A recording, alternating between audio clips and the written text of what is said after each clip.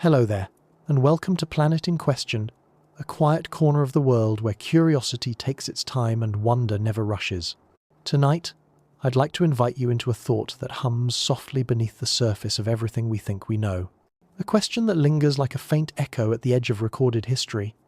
What if human history began far earlier than we think?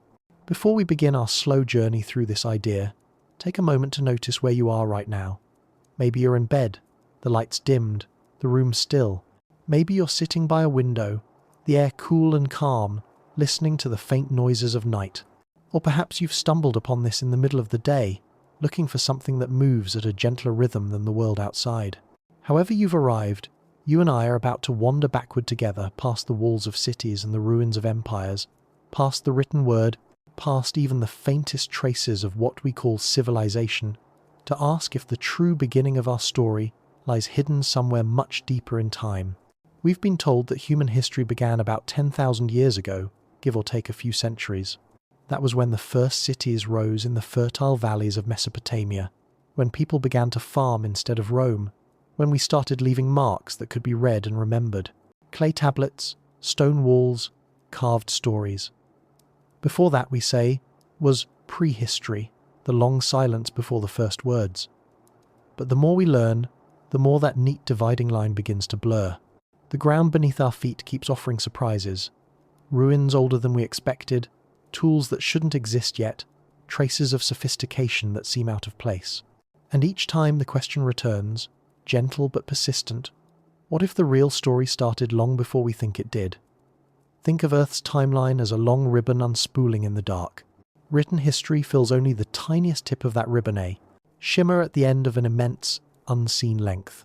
If the entire story of Homo sapiens were condensed into one day, all of our empires, inventions and discoveries would appear in the final minute before midnight. And if the story of all life on Earth were that same day, we would arrive only in the final seconds, blinking in surprise at a world already ancient beyond comprehension. When you imagine it that way, the thought that something might have existed before us, something intelligent, organized, perhaps even civilized, doesn't sound so impossible. It sounds, if anything, like the kind of secret time would keep. The Earth is not a perfect archivist. It's a restless planet shifting, folding, swallowing its own surface.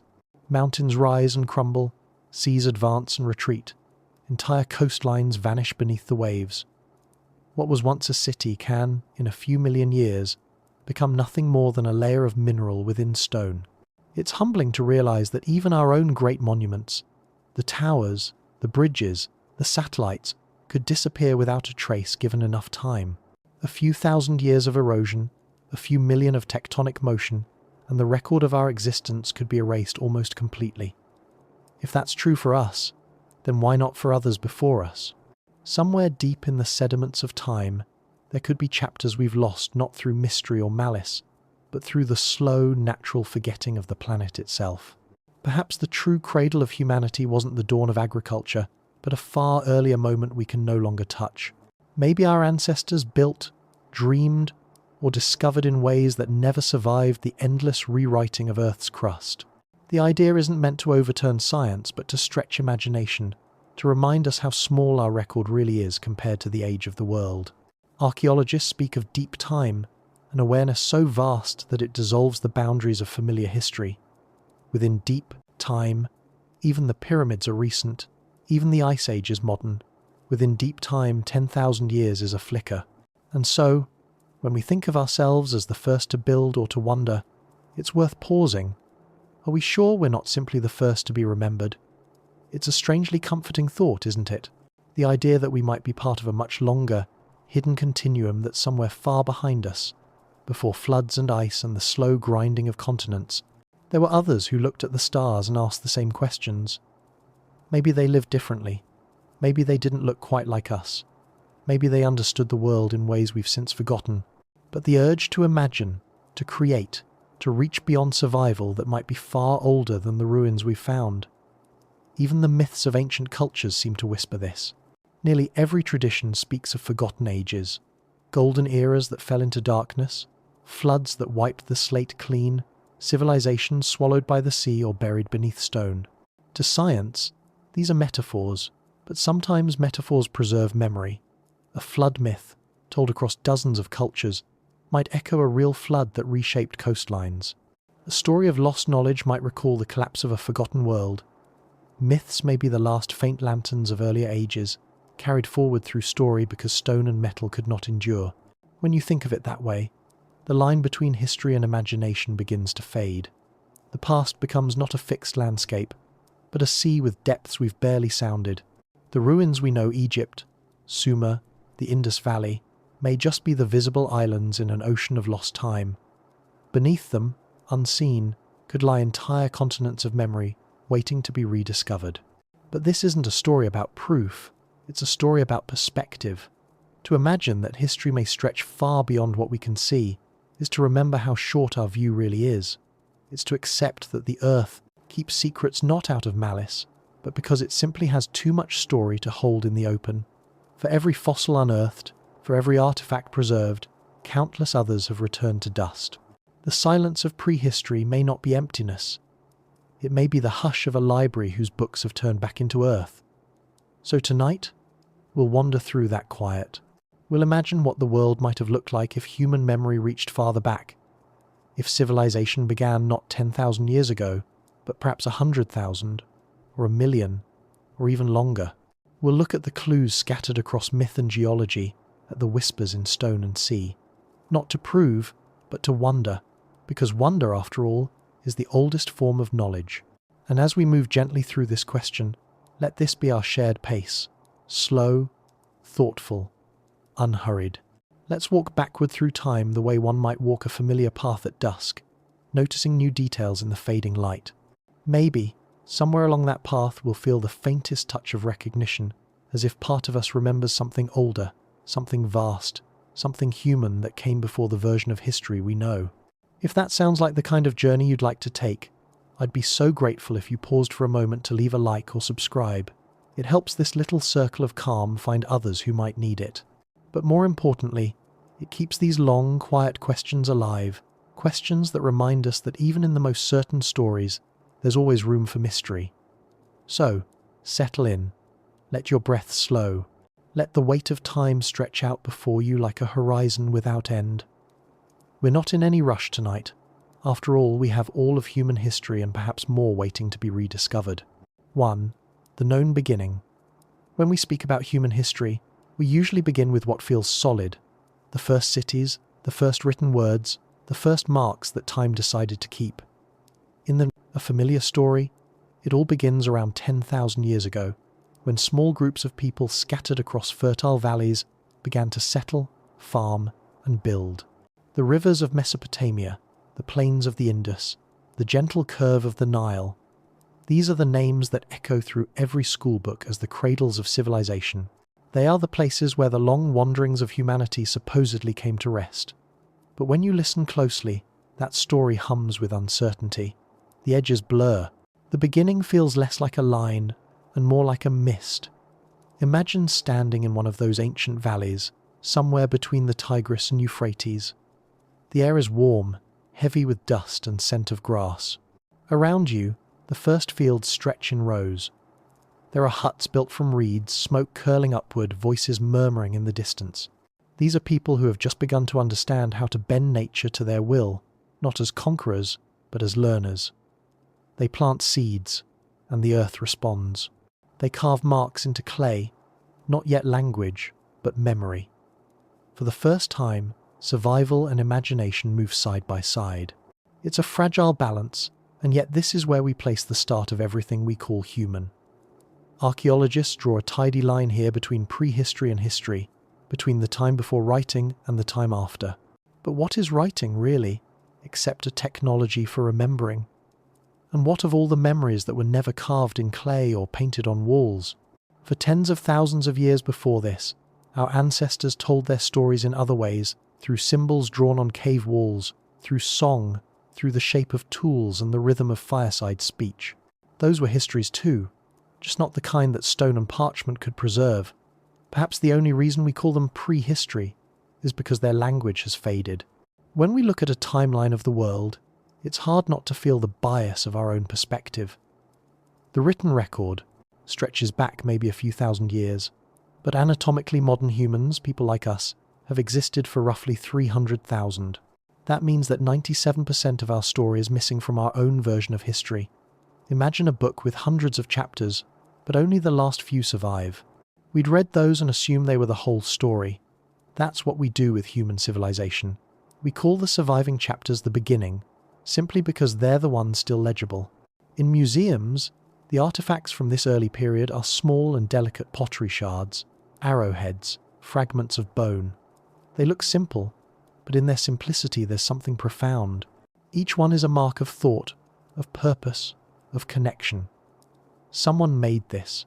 Someone's hands shaped it, knowing it would outlast them. That quiet awareness of time is perhaps the true beginning of civilization. The first farmers didn't just sow crops, they sowed continuity. They began to think in seasons, in years, in generations. They began to imagine a future that stretched beyond their own lives. Yet even this idea of a first civilization rests on fragile ground. The deeper we dig, the more we find things that do not fit neatly into the sequence. In Turkey, the site of Göbekli Tepe rises from the earth like a whisper from an older world, vast stone pillars carved 12,000 years ago, long before cities were supposed to exist. No houses, no fields, no evidence of farming, just monuments, deliberate and immense. Whoever built them already understood geometry, engineering, and symbolism. They carved animals into stone with a grace that speaks of generations of skill. It's as if an entire tradition of craftsmanship appeared fully formed from a silence we can't explain. Discoveries like that make the conventional story tremble a little. They remind us that our timeline is built not on certainty but on fragments, and between those fragments lie vast stretches of absence. Perhaps civilization didn't appear suddenly in Mesopotamia, but rippled outward from much older, forgotten centers. Perhaps each so-called first was actually a rebirth, the return of knowledge from a cycle that has played out more than once. If you picture human history as a river, we tend to focus on the visible current, where the water flows bright and clear through familiar landscapes. But beneath that surface are older streams, buried channels carved long before the ones we see. Sometimes, a flood or a drought reveals them again. A buried bed where the water once ran, the ghost of an earlier flow. Archaeology works like that. It reveals the ghost rivers of our past, the traces of lives and cultures that were never supposed to exist at that time.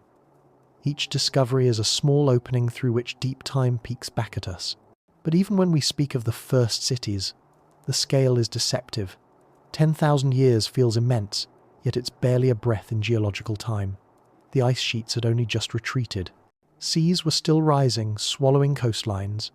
Many of the lands where people might once have lived now lie far beneath the waves. What if the real beginning of civilization lies under the sea, on the continental shelves that were once dry plains? During the last ice age, sea levels were about 400 feet lower than today.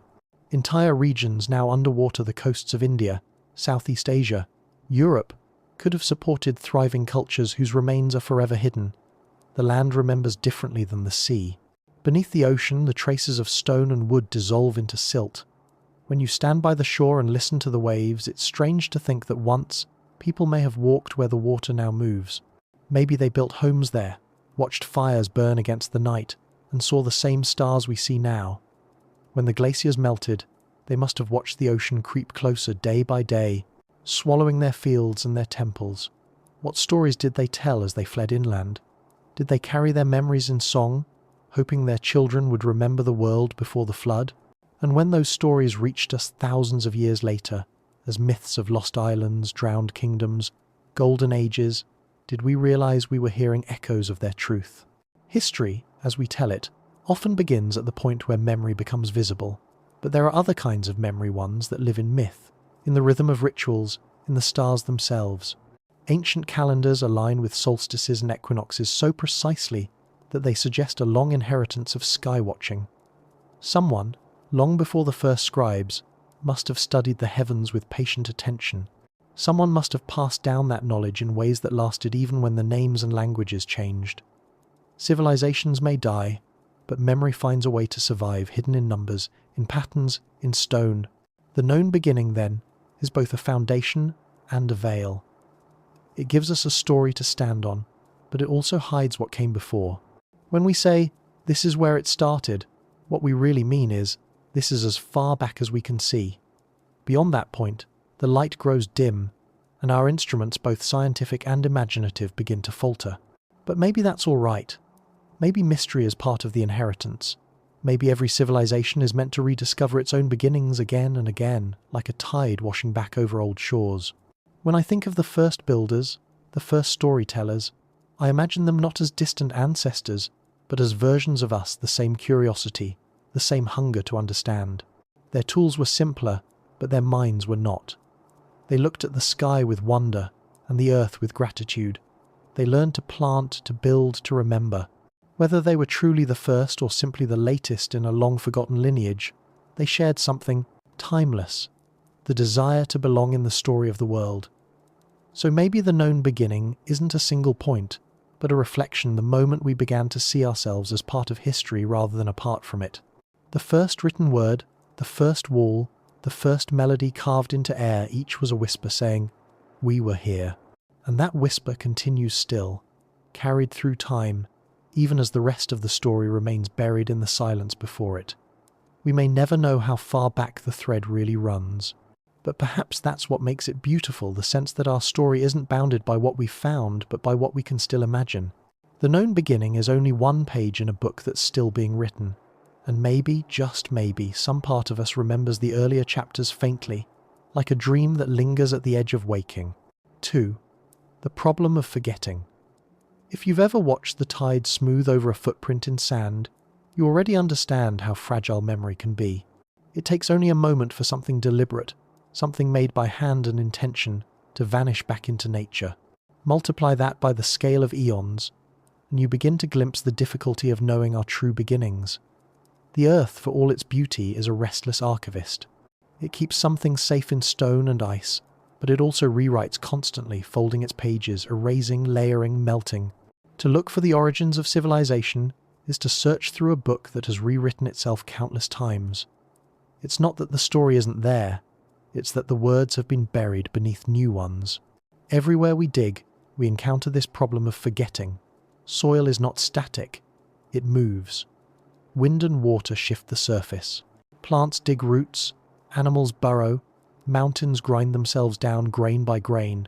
Even the continents wander slowly across the planet's skin, colliding, parting, sinking into the mantle. What begins as a city can become a fossil, then a mineral, then a whisper of chemical residue. In time, almost everything returns to anonymity. So when we marvel at ancient ruins, when we stand before the stones of an old temple or a wall, half swallowed by the desert, it's worth remembering that these are only the fragments that survived chance. For every monument we can see, there are thousands that time has hidden. Imagine the surface of the earth as a breathing thing, inhaling and exhaling over millions of years. Mountains rise, seas drain, glaciers advance and retreat. It's a rhythm too slow for us to perceive, but its consequences are vast. The earliest traces of our species' bones, tools, carvings survive mostly by accident. A flood buries them, a cave shelters them, a sudden layer of ash preserves what would otherwise decay. The rest of our story, unprotected, dissolves quietly into the soil. This is why archaeologists speak with such care when they call something the oldest. They know that what's oldest is simply what's been found. The Earth's memory runs deeper than our reach. There's a strange poetry in that forgetfulness. It means that time itself is the great sculptor, shaping what survives and what fades. But it also means that certainty is a luxury we can never fully have. When we say that civilization began 10,000 years ago, we're really saying that the evidence older than that has been lost or transformed beyond recognition. If an earlier culture rose and fell before the end of the last ice age, we might never know. The sea levels alone would have swallowed their cities. The coasts where people gathered, fished and traded are now hundreds of feet underwater. The sediment of the ocean floor may still hold traces of their lives, tools, carvings, and the remains of walls. But retrieving them is a task almost impossible at that depth. The deeper you look into Earth's past, the less stable it becomes. Rocks aren't immortal. They fold and melt and resurface. Fossils vanish in metamorphosis. Even whole landscapes disappear. What survives is a mosaic assembled by chance. A bone preserved here, a piece of charcoal there. a single layer of silt telling the story of a flood that erased everything else. So much of what we call history is built on these thin slivers of luck. We study what endured and mistake it for the whole truth. The real challenge is not discovering evidence, it's accepting how much of it will never be found. Some scientists call this erasure geological amnesia. The planet forgets most of its own past because it is always in motion. Its crust is recycled through volcanic activity and plate tectonics. Old surfaces vanish into the mantle and re-emerge as new rock. On human timescales, this seems impossible to imagine. We think of mountains as permanent, oceans as eternal. But given enough time, even continents dissolve. Against that vast clock, every human trace is temporary. Stone, metal, even the hardest crystal, all will eventually yield to the Earth's slow breathing. And yet, we continue to look. We can't help ourselves. There's something in our nature that resists the silence of forgetting. We dig, we map, we hypothesize, hoping to piece together what time has scattered. It's like reconstructing a dream from fragments, a gesture here, a sound there, the rest left to imagination. Sometimes, what we find shocks us. A tool far older than expected, a site that suggests agriculture existed before the climate was ready, carvings that imply symbolic thought long before our ancestors were supposed to possess it. Each discovery adds a new brushstroke to the picture, but also reveals how incomplete the canvas truly is. Perhaps forgetting isn't only a problem, it might be a pattern. Maybe civilization itself moves in cycles of remembering and erasure. A species rises, builds, reaches a height of understanding, and then some catastrophe wipes the slate clean. Ice, fire, flood, or famine take your pick. A few survivors carry fragments of knowledge forward, but not enough to rebuild the world that came before. Over generations, the memory becomes myth. Then, millennia later, the cycle begins again. To us, the last emergence looks like a beginning, but to the planet, it's only another verse in a long, repeating song. The notion sounds romantic, maybe even fanciful, but the evidence of destruction is everywhere. The planet's history is punctuated by extinction events, moments when nearly everything living was erased. After each one, life found a way back, altered and reduced, but persistent. If life can repeat itself, why not civilization? Why not intelligence? Maybe we aren't the first to wonder who came before. Maybe every age believes it's the first, only because the last was forgotten. Consider what would happen if we vanished tomorrow. Our cities, so vast and gleaming, would last only briefly. In a few centuries, glass would crumble, metal would corrode. In a few thousand years, forests would swallow the roads. In a million, only traces strange mineral layers, fragments of plastic and concrete would remain. Give it 10 million, and even those might be gone. The sediment would fold, the continents would drift, and our existence would be nothing but a subtle shift in chemical composition deep within a layer of rock. To future beings, if any arise, we might look like a natural anomaly, a thin stratum of unusual carbon, nothing more. The thought is humbling. If our presence could fade so easily, why assume that others could not have done the same? This is the true weight of the Earth's forgetfulness. It levels everything. It erases kings and peasants, cities and species alike. It makes all ages equal in the end. That might sound bleak, but there's beauty in it too. The forgetting ensures renewal. What disappears makes space for what comes next. In the deep rhythm of time, loss and creation are the same act. Perhaps that's why the planet doesn't hold onto its memories too tightly. It knows that to keep everything would be to stop moving altogether.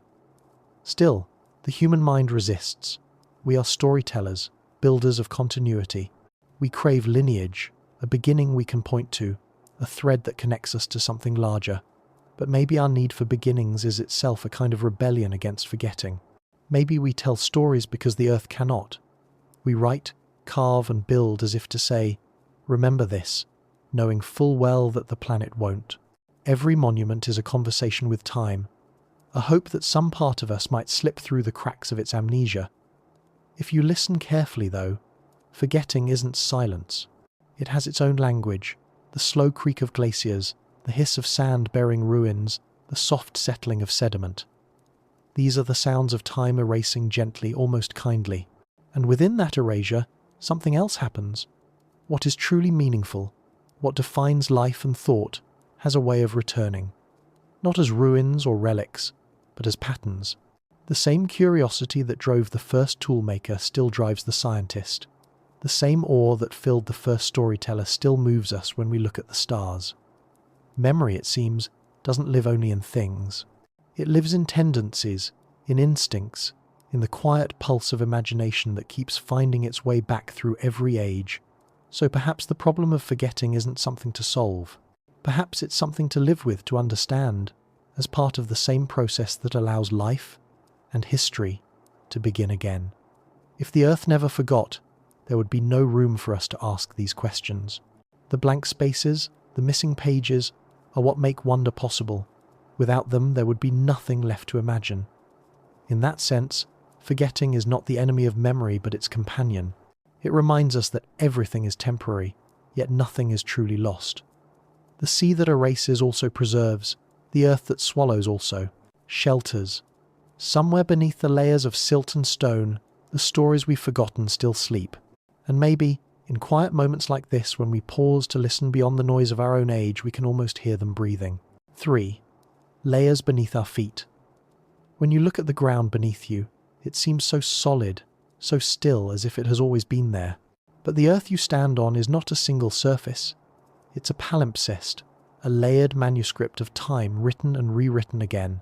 Every step you take presses lightly upon thousands of stories, countless forgotten landscapes stacked one atop another, like pages in a book whose language has changed too many times to read. The soil, the stone, even the air around you, they all contain memories of other worlds that once existed right where you stand. Worlds that rose, lived and sank, leaving only traces for us to find if we know how to listen. Archaeologists often speak of stratigraphy, the study of layers. In every excavation, they peel back the earth like slow, careful editors of time. A few inches might hold a century, a few feet, 1,000 years. Each layer tells a different story, one of life, one of decay, one of renewal. A layer of ash might mark a fire that swept through long ago. A layer of fine silt could signal a flood. Fragments of pottery, bones, or seeds linger between them, delicate proof that something lived and built and dreamed here once. But for every trace found, there are countless others still buried, deeper and deeper, until they dissolve into rock and memory. What's astonishing is not just what we uncover, but how shallow our reach really is. The visible record of human civilization, everything we can point to as evidence of our story, occupies only the thinnest skin of the planet, barely a few meters deep. Beneath that, time stretches down into unimaginable depths. The deeper we go, the farther back we drift, not only through human history but through the histories of entire worlds. Beneath the cities we build lie the ruins of older cities. Beneath those, older still. And below them, before the first bricks were ever laid, there are the traces of forests, lakes and oceans. Before that, lava fields. Before that, the crushed bones of creatures whose names we will never know. It's humbling to realize that our homes, our roads, our gardens are all built on top of vanished lives. Somewhere beneath your feet, no matter where you are, there is the residue of other ages. The ground you walk on might once have been a seabed, rippled with currents and scattered with shells. Or it might have been a mountain ridge, later worn down by wind until it became soil. The stone beneath cities like London or Istanbul is a living timeline. Roman ruins below Victorian tunnels, beneath those the foundations of older tribes, beneath those the quiet layers of Ice Age Earth. Each generation inherits the surface from the last, often without realizing that it is borrowed space, briefly occupied between cycles of burial and rebirth. Sometimes, the layers reveal themselves in sudden, startling ways. An earthquake cracks the ground and exposes a wall that no one knew was there. A river changes course and uncovers a forgotten road. In deserts, sandstorms strip away the topsoil, revealing the outlines of cities that had slept for thousands of years. These moments feel like the earth whispering secrets in its sleep, brief confessions of memory before time buries them again. And yet, even when we uncover them, we only ever see fragments. A doorway here, a shard there, an inscription that hints at a story but never tells it fully. The deeper truth lies farther down, beneath layers we may never reach. It's easy to imagine that everything important happened on the surface, in sunlight and open air, but many of the most enduring records lie below, hidden in darkness. Think of the cave walls in France and Spain painted tens of thousands of years ago. The images of horses, bison, and human hands pressed against the rock. These are not just decorations, but acts of preservation. The people who made them were speaking to time itself, sending a message forward through the sheltering stone. Perhaps they understood, even then, that the surface would forget. That rain, wind, and seasons would erase whatever they left in the open, so they went beneath the earth, into the quiet layers, and carved their memories there instead. The ground has always been our companion in keeping secrets. We bury our dead in it, trusting it to hold them gently. We hide treasures, seal letters, store food, even place time capsules meant for future generations. We've always believed that the earth remembers, but in truth it remembers selectively. It keeps some things and loses others, just as we do. Sometimes it preserves an entire city in volcanic ash, like Pompeii frozen mid-breath. Sometimes it erases everything but a few worn stones. The difference between survival and oblivion often comes down to chance. A shift in the wind, a change in water flow, a moment of shelter in the chaos of time. If you were to cut through the earth like a cake and look at the layers beneath a modern city, you'd see history stacked in colours. Dark bands of topsoil, pale seams of clay, streaks of ash and brick dust. Each band marks an era of human presence, an era of forgetting. Every generation builds over the ruins of the last, often unaware that they are repeating the same act that will one day be done to them. This cycle of burial and rebuilding is not just physical. It's emotional, cultural, spiritual. We inherit fragments of the past, but rarely the full meaning. We know how to keep the stone, but not always the story that shaped it. What's fascinating is how this layering happens not just in the earth, but within us. Human memory is stratified too. Beneath the surface of what we know, the facts, the written record, lie older patterns, instincts, carried forward from lives long before ours. The fear of darkness, the comfort of firelight, the rhythm of storytelling. These are layers of collective memory buried within us. They surface in our myths and dreams, the same way ancient ruins rise through the ground after centuries of rest. In a way, every person carries their own archaeology. To look inward is to dig, and to dig is to remember. But there's a tension between the layers we want to uncover and the ones we're meant to leave undisturbed.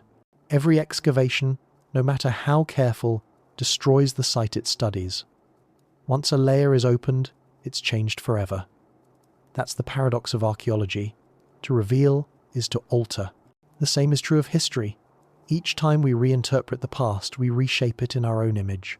The deeper we dig, the more the ground beneath our feet transforms, until what we uncover is no longer pure memory but a reflection of our own longing. We search for the past not just to know it, but to see ourselves mirrored in its shadow.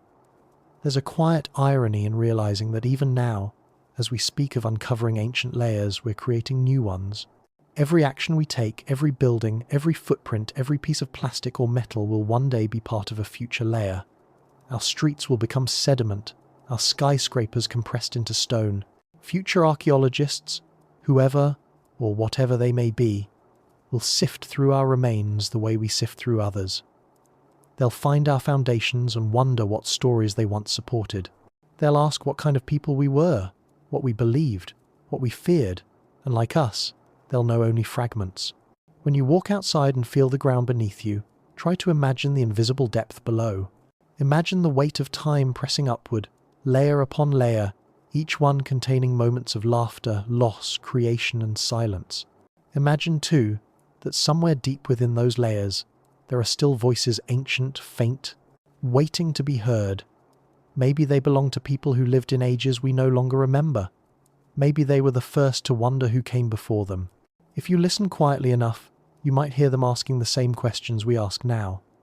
In the end, the layers beneath our feet remind us of something simple and profound, that nothing truly disappears. It only changes form, sinks deeper, waits. The earth forgets, but never completely. It holds everything we've been and everything we've lost, keeping it safe in its endless, shifting archives. One day, the ground we stand on will itself become a layer for others to study. And perhaps, when they uncover it, they'll feel the same mix of awe and tenderness that we feel now, a sense of standing at the edge of mystery, looking down into the deep and unending memory of the world. 4. Echoes in stone. If you stand before an ancient monument long enough, silence begins to speak. It's not the kind of silence that feels empty, but one that hums softly with presence, as though the stone itself remembers every hand that shaped it. You can feel it in the weight of the air, in the faint vibration beneath your feet, in the patience of the walls that have watched centuries drift past like clouds. The pyramids, the standing stones of Britain, the temples of Angkor, each is a voice from a world that no longer exists, a message that has survived the erasures of time. And yet, even these echoes are only fragments. For every monument still standing, countless others have fallen and been swallowed by earth or sea. The story of humanity carved in stone is not a continuous song, but a collection of scattered notes. And we, in our curiosity, try to assemble them back into music. When we look at ruins, we often imagine their builders as primitive people, just beginning to experiment with tools, just discovering the principles of engineering. But the more we study them, the harder that becomes to believe. There is precision in these structures that humbles modern architects. The stones of the Great Pyramid are aligned to true north with an accuracy we can barely replicate even with lasers. The megaliths of Baalbek are so massive that their movement would challenge even our most advanced cranes.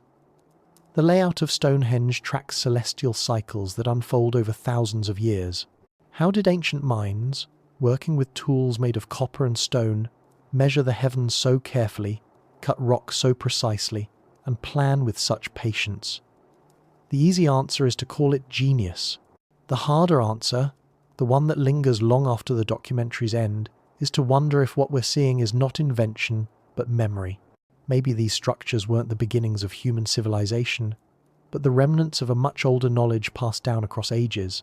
Perhaps those who built the pyramids or the temples at Göbekli Tepe weren't discovering geometry and astronomy, they were remembering them, reawakening skills that had survived in myth and ritual after an earlier world fell away.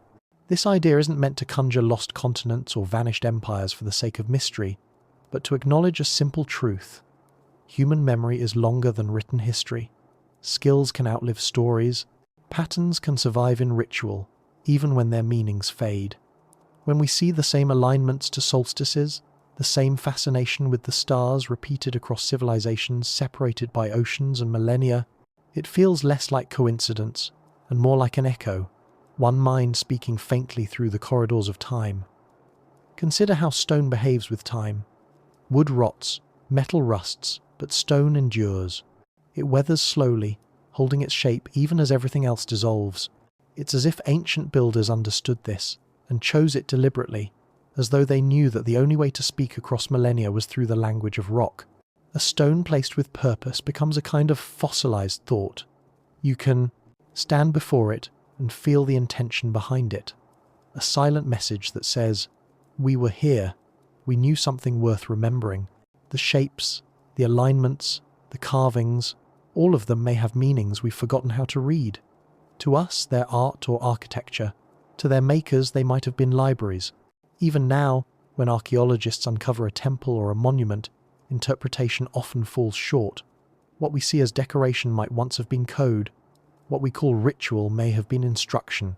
The carvings on the walls could have been mathematical records, celestial diagrams, or even attempts to record disasters so that future generations would not repeat them. But the language of stone is subtle. It survives only in form, not in voice.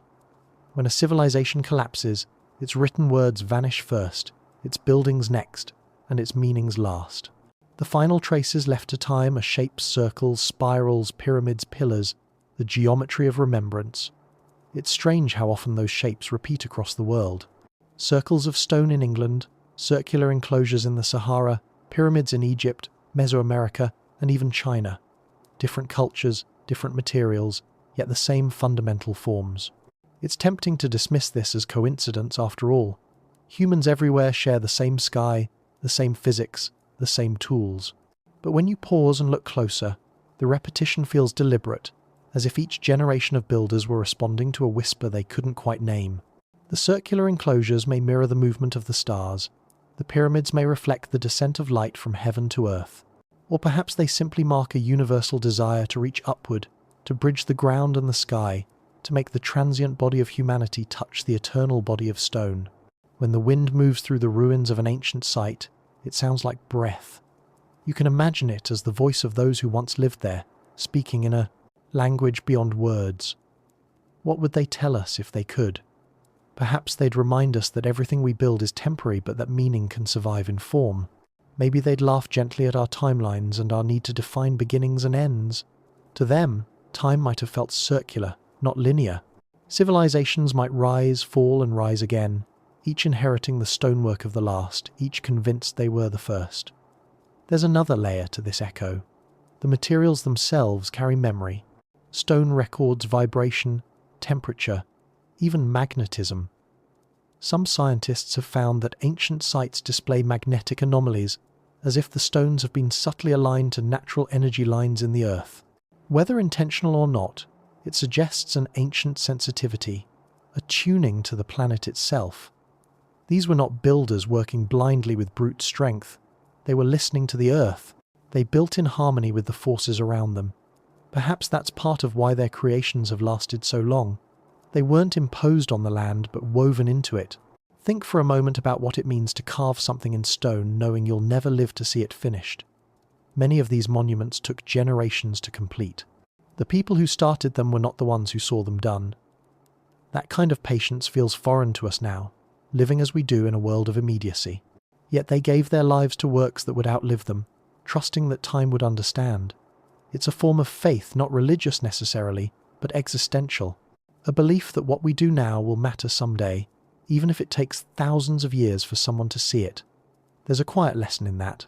When we visit these sites, we're not just tourists of the past, we're participants in an ancient conversation. Every step on a worn stone path continues a dialogue that began long before we were born. The builders spoke through their craft, and we, centuries later, respond with our awe. That exchange is the echo, not sound, but recognition. The realization that human hands, separated by oceans of time, can still meet through what they made. And yet, even the hardest stone will one day crumble. The monuments that seem eternal will eventually become dust. The echoes will fade until only the faintest vibration remains in the deep fabric of the earth. But maybe that's enough. Maybe permanence was never the point. Maybe the purpose of carving into stone was not to defeat time, but to collaborate with it to create something that would slowly dissolve, merging with the landscape until human effort and nature became indistinguishable. The ruins we find today are the midpoint of that process, halfway between memory and oblivion. When the last trace of a monument disappears, its echo doesn't end. It changes form. It becomes part of the mountain, part of the soil, part of the quiet hum that underlies everything. The same minerals that once formed a temple might later form a crystal or a grain of sand. And perhaps in some far future, those materials will rise again as part of another structure, another civilization's dream. The earth recycles not only matter but meaning. Every stone we touch has been touched before and will be touched again. So the next time you see an old wall or a carved block of granite, pause for a moment. Let your eyes trace its lines. Feel the coolness of its surface. Beneath that touch are thousands of years of hands like yours, some built, some destroyed, all passed away. The stone remains, patient, listening. It doesn't rush to tell its story. It waits for us to remember how to hear, because in the end, the echoes in stone are not just about the past. They are reminders that everything we create, every word, every idea, every breath, leaves a resonance behind. Time will carry it, distort it, bury it, and perhaps one day uncover it again. And when it does, someone else will stand where you stand now, listening to the same quiet hum, wondering, as you do, what ancient thought is speaking through the silence. 5. The Lost Coasts. Close your eyes for a moment and imagine a shoreline that no longer exists. The sea is lower, the air cooler, and where water now stretches for miles, there are plains of tall grass rippling beneath a pale sky. Mammoths and bison move slowly across the horizon. Early humans walk where, today, fish swim. Fires burn near rivers that have long since vanished. This was Earth only 12 or 15,000 years ago, a world familiar enough to recognize, yet altered enough to feel like a dream. The maps of that time would look strange to us. Continents larger, coastlines sprawling outward, continents connected by bridges of land that have since been drowned. As the Ice Age ended and the glaciers began to melt, sea levels rose by hundreds of feet, swallowing those old plains and valleys. In that great transformation, entire chapters of our history may have disappeared without a trace. We often picture the story of humanity as one of steady progress. From small bands of hunters to villages, from villages to cities, from cities to civilization. But what if that story isn't a straight climb but a tide? What if civilizations have risen and fallen with the seas themselves, each new age washing over the ruins of the last? The lost coasts invite us to wonder. Beneath those waves may rest not just fossils and forgotten tools, but the foundations of lives, stories, and cultures that never had a chance to be remembered. Scientists estimate that during the height of the last ice age, around 20,000 years ago, so much water was locked in glaciers that sea levels were about 400 feet lower than they are today. To put that into perspective, imagine the distance between modern shorelines and the edge of the continental shelf. That's how much land was exposed. Across the world, this newly revealed land would have formed wide, fertile corridors perfect for settlement. Human beings, following rivers and herds, likely lived there for thousands of years. They would have built homes, gathered food, and perhaps even traded with distant groups along those ancient coasts. But as the planet warmed and ice melted, the oceans crept forward, inch by inch, generation by generation, until all those lowlands disappeared. The process was not sudden, but relentless. The ocean doesn't hurry, it simply does not stop. Families might have watched it advance season by season, consuming the places where their ancestors were buried, the places where their children had played. For them, the flood was not a single catastrophe, but a lifetime of retreat. The sea would have seemed alive, a creature expanding, swallowing fields and forests, its voice growing louder each year. Imagine the stories they must have told about it. Imagine how they tried to make sense of the water that never stopped rising. Perhaps those stories are still with us, hidden inside the flood myths that appear in almost every culture on Earth. The tale of Noah and the deluge, the Sumerian epic of Gilgamesh, the Hindu story of Manu and the Great Flood, the Greek legend of Deucalion, the flood of Gunyu in ancient China each speaks of a time when the world was drowned and remade. We often treat such stories as metaphors or moral lessons, but maybe they are memories, passed down and reshaped by generations who still felt the echo of rising seas. Oral tradition can stretch astonishingly far when it matters. It can hold on to truth long after the details blur. Somewhere inside those old stories, perhaps, lies the faint outline of real coastlines disappearing beneath real waves. Modern technology has begun to uncover what might have been lost. Off the coasts of India, Japan, and the British Isles, sonar and submersible drones have detected structures that seem almost deliberate, long lines of stone, circular formations, patterns that suggest walls or roads. In the North Sea lies a region once called Doggerland, a vast plain that connected Britain to mainland Europe. Today it's cold and dark beneath 100 feet of water, but fishermen still pull up ancient bones, antlers, and even tools from its floor. For years, archaeologists dismissed these finds as isolated curiosities. Now they are starting to recognize that Doggerland was once a thriving landscape, a home to people, animals, and perhaps even small settlements. It is one of many drowned worlds, and it is almost certain that others lie hidden in the depths, waiting to be found.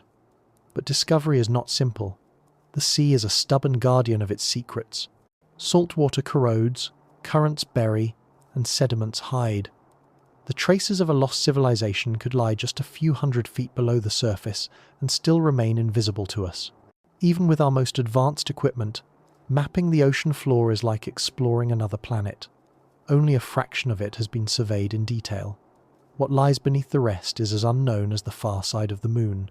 The irony is that we search for alien worlds beyond our solar system while our own planet's past still sleeps just below the waves. Imagine for a moment what might have vanished. If humans built coastal villages 12 or 15,000 years ago, they would have chosen river mouths and bays, the same places where we build our cities today. When the sea rose, those would have been the first to go. Wooden houses would rot quickly, but stone foundations could remain, buried beneath layers of silt. Ceramics, tools, carvings, they might still be there, fossilized in mud. Perhaps even something grander, monuments, docks, places of ritual. What if the earliest experiments in architecture now lie beneath the ocean, unseen? It's not just about physical structures. Culture itself can be drowned. Language, songs, myths, and names all the delicate threads that connect a people to. Their world can vanish when that world disappears. The survivors, retreating inland, would have carried fragments of that memory with them, fragments that would, in time, become legend. To them, the drowned lands would be holy, forbidden, or haunted. The ocean would no longer be just a source of food, but a graveyard. Generations later, their descendants might have built temples by the shore, not just to honor the gods, but to speak to the ancestors beneath the waves. And perhaps, in a way, we still do. Humanity has always been drawn to the sea, as if some part of us remembers living closer to it, even walking where it now rolls. We build our cities along coasts, we trace our maps by the edges of continents, we fill our art with horizons of blue. The ocean's rhythm seems to match something deep within us, a pulse, a breath, a call to remember what it has taken. When the tide pulls away from the shore, exposing wet sand for a brief moment, it feels like the world revealing its hidden skin, a glimpse of what once was. The lost coasts are not just a mystery of archaeology, they are a meditation on impermanence. They remind us that the boundaries of the world are not fixed. The line between land and sea is a moving frontier, advancing and retreating in its own time. Civilizations may rise thinking themselves eternal, but the ocean has other plans. Every empire, every tower, every port will one day be erased or buried. The earth forgets us all eventually, not cruelly, but as part of its endless renewal. Still, the imagination resists that forgetting. We dream of recovering what was lost, of sending divers into the depths to bring back proof that others came before. We dream of walking along those ancient shores again. Maybe one day we will. Maybe sonar will map a city floor beneath the Indian Ocean, or reveal avenues and temples beneath the Mediterranean.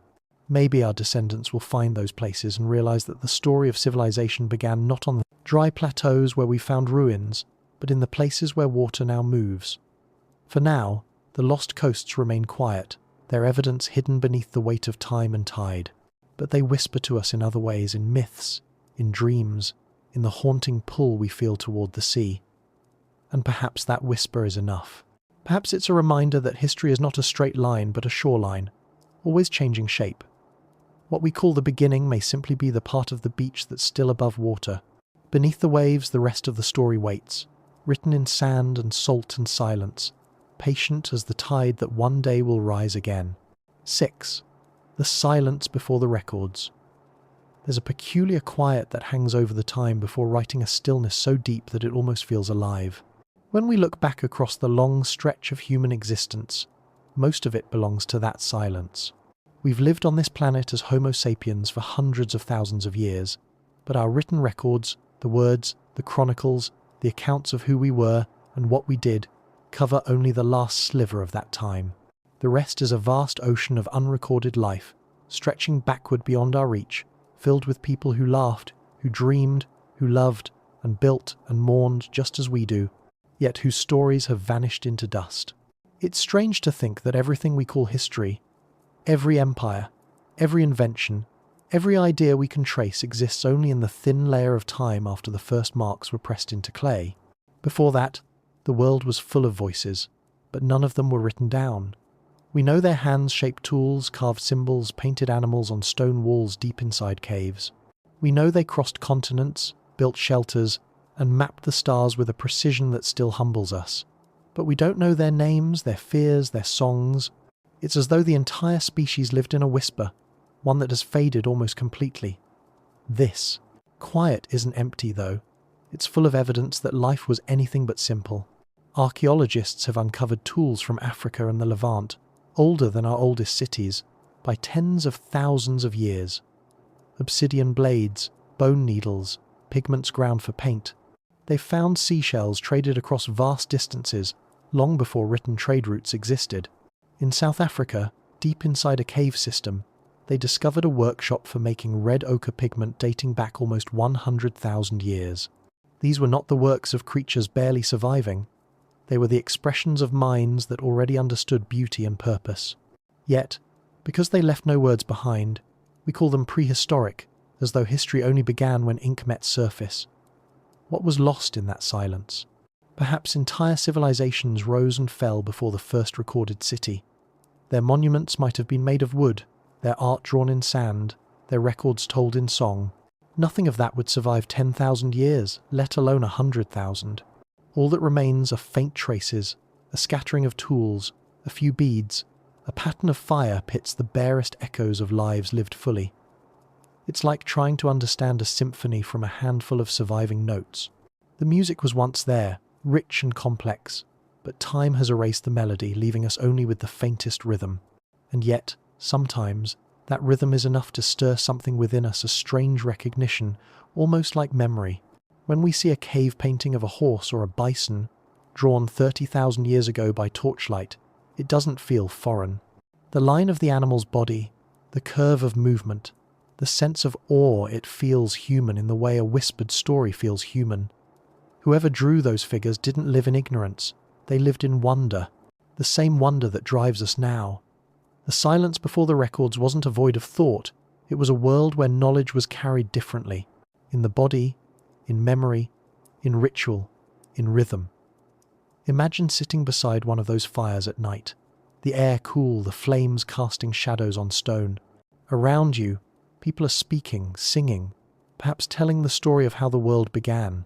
Maybe they point to the stars and name them not in scientific terms, but in ways that make them part of the family of living things. Maybe they speak of ancestors who became mountains, of rivers that remember footsteps. There's laughter, there's fear, there's ceremony, none of it written, but all of it known. Oral tradition is an art older than ink fluid, alive, and capable of carrying wisdom through millennia. Some of those spoken memories may have survived long enough to become the myths we know today. The flood stories, the tales of gods descending from the sky, the accounts of fire stolen from heaven. Perhaps they began as memories of real events, told and retold until they became poetry. The silence before the records may not be silent at all. It may be humming quietly beneath the surface of our oldest legends.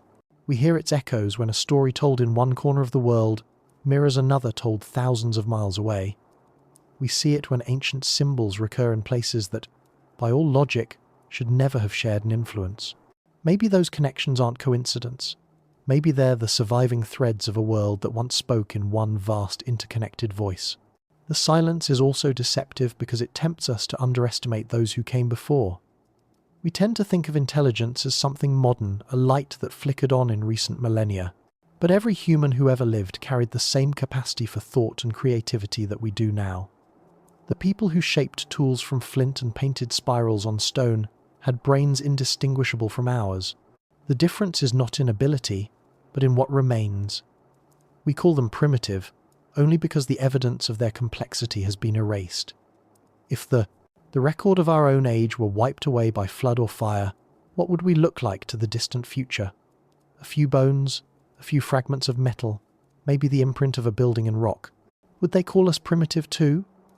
Sometimes, I imagine that the Earth itself keeps its own kind of archive, but not one we can read. Maybe the magnetic fields, the sediments, even the DNA of living things hold memories we haven't yet learned to decode. What if the planet remembers everything, every sound, every heartbeat, every story, but speaks in a language too vast for us to hear?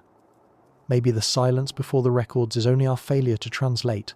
Even in the absence of writing, humanity was never without record. We recorded through imitation, through story, through rhythm and dance. When people hunted, they remembered through reenactment. When they lost someone, they remembered through song. The earliest rituals, burials adorned with red ochre, flowers and tools are proof that remembrance itself is an instinct as old as life. We've always tried to resist forgetting. The written word is just the latest invention in a long series of ways we've tried to speak across time. Before ink, there was breath. Before symbols, there was sound. And before both, there was presence, the awareness that to live is to leave a mark, even if that mark fades. Perhaps the silence before the records isn't meant to be filled with answers. Perhaps it's there to remind us of humility. For all our discoveries, our timelines, our museums, we still know almost nothing about the vast majority of our own story. That emptiness is an invitation not to claim certainty, but to imagine. It gives space for wonder, for questions that science hasn't yet learned to ask. Maybe the silence is the truest part of our history, because it leaves room for possibility. When you think about it that way, the pre-literate world doesn't seem distant at all. It feels like a heartbeat still pulsing beneath us. Every time we tell a story aloud, without writing it down, we are participating in that same ancient continuity. Every campfire, every song, every shared glance across a quiet room, those are the places where history still lives without words. The silence before the records never truly ended. It just changed form. We built cities and books and digital archives, but the essence is the same. We are still trying to remember ourselves, still trying to speak across the great expanse of time. So when you look up at the stars tonight, think of the millions who looked up before you, seeing the same constellations and wondering the same things. They left no written proof of their questions, but they carried them in their eyes, in their gestures, in their children's stories. That unbroken thread from the first storytellers around a fire to the last voice whispering into a recording is what connects us all. The silence before the records is not a void. It's a chorus sung so quietly by our ancestors that we can still hear it if we listen closely enough. A soft murmur that reminds us that before we were writers, we were dreamers, and before we were dreamers, we were listeners to the world itself. 7. The science of deep time. There's a kind of dizziness that comes with contemplating deep time. It's not the same as imagining space with its distances and stars. It's a different kind of vastness, not outward, but downward. Space extends, but time buries.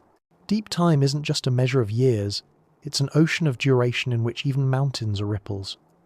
To think of it clearly for more than a few seconds is almost impossible. The human mind was built to grasp seasons, lifetimes, perhaps a few generations. But beyond that, beyond the visible threads of ancestry and architecture, our sense of time begins to dissolve. When scientists say that the Earth is 4.5 billion years old, the number sits on the tongue like an abstraction. We can repeat it, but we can't feel it. And yet, deep time is the stage upon which every human story, even the ones we've forgotten, has unfolded. Imagine the Earth's history as a single 24-hour day. Life appears just before 4 in the morning, simple and small, drifting in oceans that smell of iron and storms. By evening, at around 8, multicellular life stirs. Dinosaurs rule the night from 11 p.m. to 11:40, and in the final seconds before midnight, just before the clock strikes 12, humanity blinks into existence. All of recorded history, from the first clay tablet to the digital now, fits inside less than a breath of that last second. Everything else, every civilization that might have come and gone before us, would be buried deep in the unseen hours. Deep time has no mercy for memory. The Earth's crust is a restless canvas. It erases, folds, and overwrites itself, the way waves erase footprints in wet sand. What's preserved is not what was most important, but what was most fortunate. A flood deposits sediment just so, a volcanic eruption seals a city, a cave shelters art from the breath of wind. For every relic we unearth, 1,000 have already vanished. The deeper we look, the more we realize how incomplete our picture of the past truly is. It's as though we are archaeologists digging in a vast desert, finding one grain of sand and trying to imagine the dune. Scientists sometimes speak of the Silurian hypothesis, an idea that began as a thought experiment. If an industrial civilization had existed millions of years before humans, would we be able to tell? The unsettling answer is maybe not. Over geological timescales, metals corrode, buildings crumble, and even plastic, which feels so permanent now, breaks down into molecules indistinguishable from natural carbon. Plate tectonics recycles continents, burying and melting entire surfaces of the Earth. After 10 million years, almost all direct evidence of our presence would be gone. Only faint chemical signatures, unusual spikes in carbon dioxide, rare isotopes from nuclear reactions, layers of microplastics in future sediments might remain as ghostly hints that something intelligent once walked here. If that's true for us, what might it mean for anyone before us? Could other civilizations have risen and fallen, erased completely by the machinery of the planet? Maybe not with our technologies, maybe not with steel or electricity, but with others equally sophisticated in ways we can't imagine. What if they learned to build not upwards but inward into stone, into biology, into subtle manipulation of ecosystems? What if their technology was so integrated into nature that when they vanished it left no scar, only balance restored? Deep time doesn't just erase, it heals. It smooths out the rough edges until what once seemed unnatural looks like it has always belonged. We often say the Earth keeps records, but it's truer to say that it keeps patterns. Ice cores store ancient atmospheres. Tree rings remember droughts. Rocks carry the magnetism of vanished poles. These are the pages of the planet's memory, but they're written in a language of chemistry and pressure rather than words. When scientists drill deep into polar ice or sedimentary rock, they're not just studying physical matter, they're reading time. Layer by layer, they uncover the rise and fall of climates, oceans, species. Each layer whispers, this happened, then this, then this. But between those layers lie gaps, missing intervals that stretch for millions of years. And in those blank spaces, anything could have happened. To think about deep time is to confront the humility of our own moment. We see ourselves as permanent, but in truth we are the latest chapter in a story that the Earth has written and erased countless times. Dinosaurs ruled for more than 150 million years, and even they are only one brief episode in the planet's grand narrative. Our entire recorded history would barely register as a footnote beside theirs. Yet we call them ancient and ourselves modern, as if time were a ladder we've climbed rather than an ocean we're briefly crossing. Deep time reminds us that our age, for all its technology and ambition, is temporary, a flicker between erasures. But there's beauty in that transience. The knowledge that we exist within such a vast continuum can feel unsettling, but it can also be deeply calming. It means that our struggles, our triumphs, our fears, all are part of something immeasurably larger. The Earth has known ice ages and firestorms, continents that cracked apart and came together again. It has endured extinctions and rebirths, winters that lasted millennia, and summers that melted glaciers. Through it all, life has persisted. If we are part of that persistence, then we are not small. We are simply part of the rhythm. Sometimes, when geologists describe the history of the Earth, they use words like epochs and eras, tidy categories that help us make sense of the unfathomable. But deep time resists tidiness. It isn't neatly divided, it's fluid, continuous, infinite in both directions, and within it, human history is a thin shimmer on the surface, like sunlight on water. If you could step outside time and look back across the ages, you'd see civilizations rise and fall like the breath of waves. You'd see forests where deserts are now, mountains where oceans once lay. You'd see the slow pulse of creation and decay, indifferent yet somehow tender. There's something oddly spiritual in that.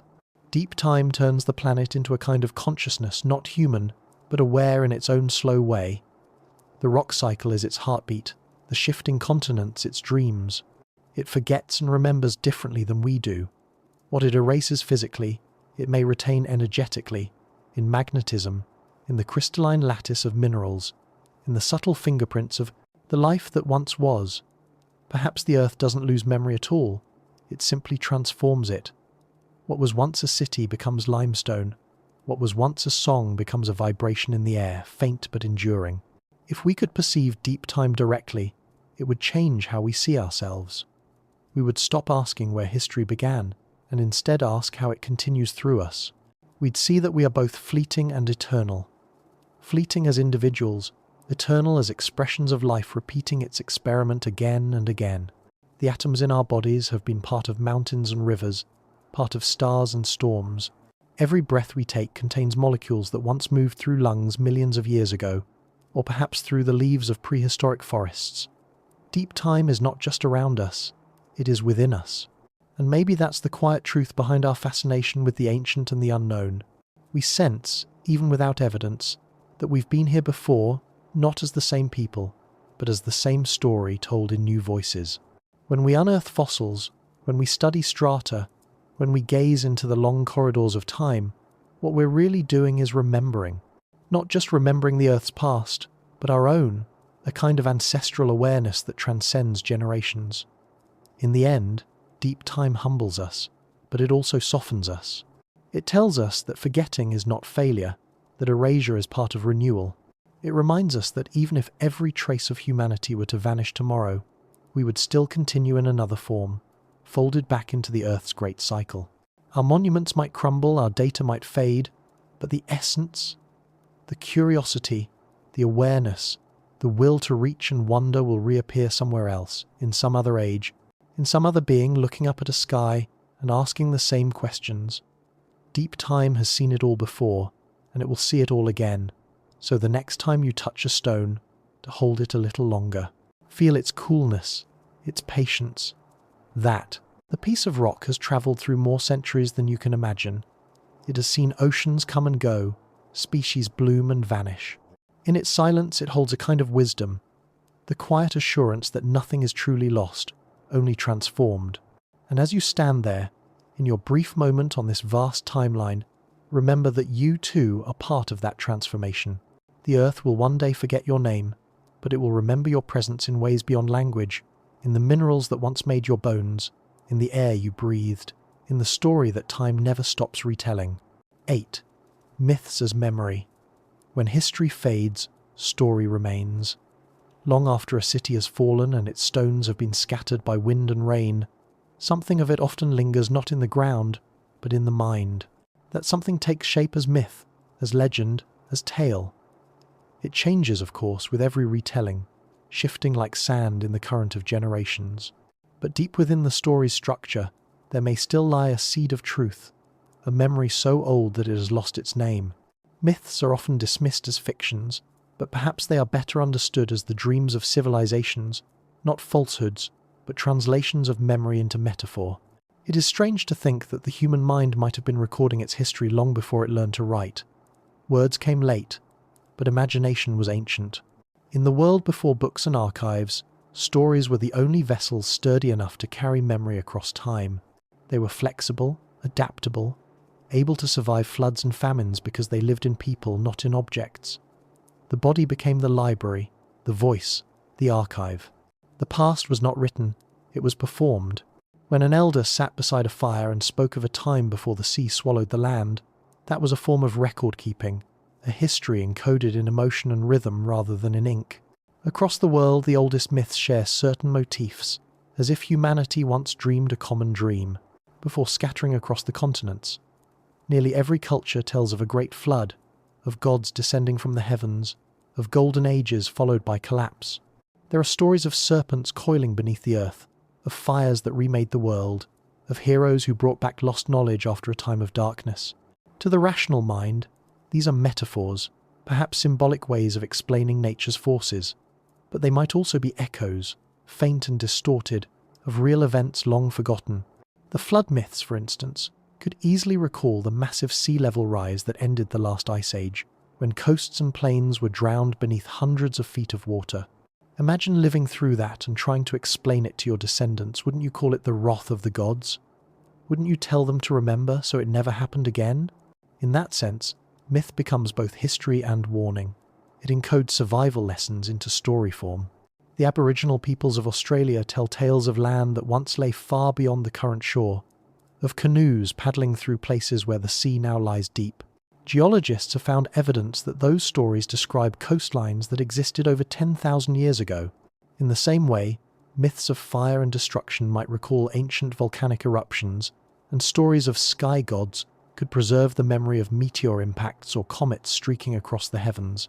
When the scientific record is erased, oral tradition becomes the only map through time. It bends details into symbols, but the core remains. Myths are memory wearing the mask of metaphor. What makes them so powerful is that they are not just descriptive, they are emotional. They carry not only facts but feelings. Fear, awe, grief, wonder. A written chronicle may tell us what happened, but a myth tells us how it felt, and that feeling, passed through generations, becomes the heartbeat of a people's identity. When a civilization collapses, the architecture might vanish, but its stories often endure. They outlast empires because they live in the only medium that truly resists decay, the imagination. There is another layer to this, more subtle and harder to define. Myths may not just preserve the memory of events, but of consciousness itself, the ways of seeing the world that we have since forgotten. Ancient stories often speak of deep communion with nature, of rivers and mountains that spoke, of stars that guided and warned. In modern times, we call such tales superstition, but perhaps they come from a time when perception itself was different, when humans felt more attuned to the rhythms of the earth. If that's true, then myth is not only history disguised as story, it's also a record of lost ways of thinking. Through it, we can glimpse a kind of awareness that our rational age has buried. Imagine, for example, standing among the people who first told the story of a sun god dying and being reborn each day. To us, it's a simple metaphor for dawn and dusk, but to them, it was lived truth, an attempt to describe the pulse of life itself. The story gave shape to mystery. It made the incomprehensible personal, intimate, and sacred. In a world before science, myth was not primitive ignorance. It was an early form of understanding, a symbolic science written in poetry rather than numbers. And in its own way, it worked. It guided behavior, ethics, and survival. It tied communities to the cosmos in a web of meaning that endured far longer than any stone monument. Over time, of course, these stories changed. Each retelling adapted them to new landscapes, new languages, new fears. Myths are not fixed. They are living things. But like genes, they carry ancient information even as they mutate. A single story might travel across continents, transforming as it goes, yet preserving the same underlying pattern, what the scholar Joseph Campbell called the monomyth, the universal hero's journey. It's possible that such shared patterns arise not just from the structure of the human psyche, but from shared ancestral memories. Perhaps our species in its deep past lived through common events that impressed themselves so profoundly upon our minds that they became archetypes. In that sense, myth may be a kind of collective DNA, a memory structure that outlasts generations, storing not physical traits but emotional truths. We might not remember the specifics of a lost civilization, but we might still carry its echo in our myths of fallen worlds and rediscovered knowledge. Atlantis, Lemuria, Shambhala, these names drift at the edges of history like shadows of forgotten epochs. Whether they were real places or not matters less than what they represent. The intuition that humanity has risen and fallen before, that our story may not be as linear as we think. Even within written civilizations, myth and history intertwine until they are nearly inseparable. The ancient Sumerians wrote of kings who ruled for thousands of years, impossible by modern standards, yet perhaps symbolic of dynasties or cycles. The Egyptians spoke of gods who once walked among men. The Maya and the Hopi spoke of previous worlds destroyed by fire or flood. What if these myths are not inventions but memories of older ages, encoded so deeply that even when languages changed, their essence remained intact? The difference between myth and history might simply be one of distance. History is what we can verify. Myth is what time has blurred but not erased. Modern science, for all its skepticism, is beginning to treat ancient stories with a new kind of respect. Geologists cross-reference flood myths with evidence of prehistoric deluges. Astronomers study star alignments in temples described as the dwellings of gods. Anthropologists trace migration patterns using shared myths as maps. It turns out that stories can guide discovery. Sometimes they lead us to real places, real events. The earth may not speak directly, but through myth, it whispers. To listen to those whispers requires a special kind of attention, the kind that suspends judgment and lets wonder lead. Myths ask us to believe not in their literal truth, but in their emotional resonance. They are bridges between the rational and the intuitive, between science and soul. They remind us that the human need to explain, to connect, to preserve meaning is as old as fire, and in that sense, they are our oldest inheritance. Perhaps one day we'll learn to read myths the way we now read fossils, not as curiosities but as records of survival and change. Each story, each symbol, could be a fossilized thought, capturing a moment in humanity's evolution of understanding. Maybe the story of the Great Flood isn't just about water, but about loss itself, the universal experience of watching something precious disappear and trying to find meaning in its absence. When we tell stories now in books, films, and whispered dreams, we're continuing that same lineage. We're still recording who we are, hoping the essence of it will survive the silence of time. The details will change, the symbols will evolve, but the need to remember will remain. Myth, in all its forms, is how humanity refuses to vanish. So when you hear an old legend of gods, floods, lost lands, or eternal returns, listen to it as you would to a memory half remembered from childhood. It might not be true in the literal sense, but that doesn't mean it's false. It may be the oldest part of you speaking, the voice of ancestors reaching through the fog of time, trying to remind you of where you came from. Myths are not lies we tell about the past. They are the past dreaming of itself, waiting patiently for us to remember its language once more. 9. The shadow civilizations. There's a strange kind of vertigo that comes when you start to imagine what might have existed just beyond the edges of what we know. Civilizations that may have lived, flourished, and vanished before our recorded story ever began. They are the shadows that haunt the edges of archaeology and memory, the ghosts of possibility that flicker behind the veil of time. We call them myths. Atlantis, Lemuria, Mu, Shambhala. Their names sound like dreams, and perhaps that's exactly what they are, dreams that refuse to die because something in them feels almost familiar. When people from every corner of the world speak of lost worlds that once gleamed with knowledge and light, it's tempting to think they're merely telling variations of the same fantasy. But what if they are remembering? What if myth itself is the light leaking from a real past, distorted but not extinguished? The idea of a shadow civilization is unsettling because it reverses the direction of our pride. We like to believe we are the pinnacle, the culmination of a long, upward climb from ignorance to intelligence. To imagine that others might have come before us, perhaps as advanced or more so, feels like a quiet challenge to that story. It asks us to consider that we may not be the first chapter, only the most recent. It invites humility, the recognition that progress may not be a straight line, but a circle, and that civilization might rise and fall like the tide. Across cultures, the stories converge. Plato spoke of Atlantis, an island empire beyond the pillars of Hercules that mastered the seas and sciences before vanishing beneath the waves. In India, the Vedas describe cycles of time called yugas, each containing its own civilizations, inventions, and eventual declines. In the Pacific, Polynesian legends tell of a sunken land called Hiva, home to ancestors who could sail by the stars long before history began. The Mayans spoke of previous worlds destroyed and reborn. The Hopi tell of earlier ages when humanity forgot its balance with nature and had to start again. Even in distant Siberia, stories survive of cities swallowed by ice. Different voices, different languages, yet the same haunting refrain. We have been here before. For centuries, scholars dismissed these accounts as symbolic allegories of moral decline, metaphors for natural disasters. But as time passes, and the evidence of humanity's antiquity grows deeper, those old stories begin to sound less impossible. Archaeologists have discovered ruins beneath the sands of Egypt that predate the pharaohs, and stone circles older than the pyramids rising from the hills of Turkey. Deep beneath the jungles of South America, LiDAR scans reveal lost cities with roads, canals, and towers covered by centuries of forest. Each new discovery pushes civilization's starting line a little farther back, as if the Earth was slowly yielding fragments of a forgotten age. Still, proof remains elusive. Shadow civilizations, if they existed, left behind little that we can easily read. Perhaps their traces lie buried under silt and sea. Perhaps their cities eroded into the fabric of mountains. Or perhaps they built with materials that do not endure with wood, with glass, with living matter itself.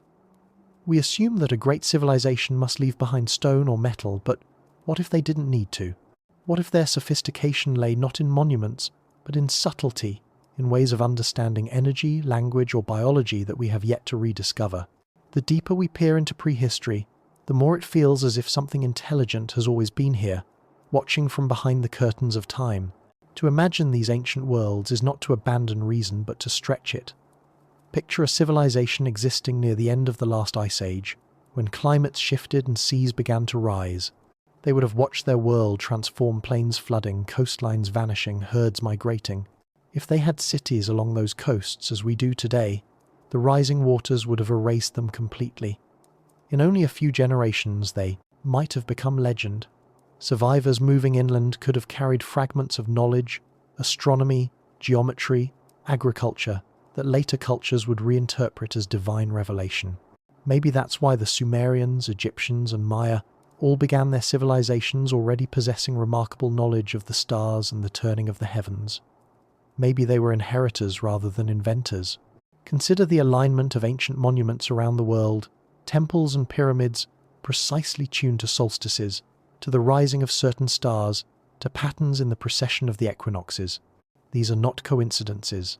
They suggest a long, patient observation of the sky, far longer than a single civilization's lifetime.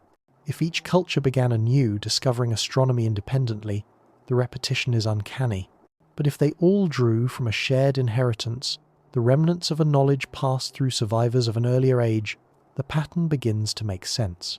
It would mean that the wisdom of the stars is one of the last remaining fingerprints of the shadow civilizations, faint but enduring. There's another kind of shadow, quieter and more personal, the one that lives inside us. Sometimes when people dream of strange landscapes, of cities carved from light or towers rising from beneath the ocean, they dismiss them as imagination. But what if imagination itself is the place where old memories live? Carl Jung called it the collective unconscious, the shared reservoir of human experience.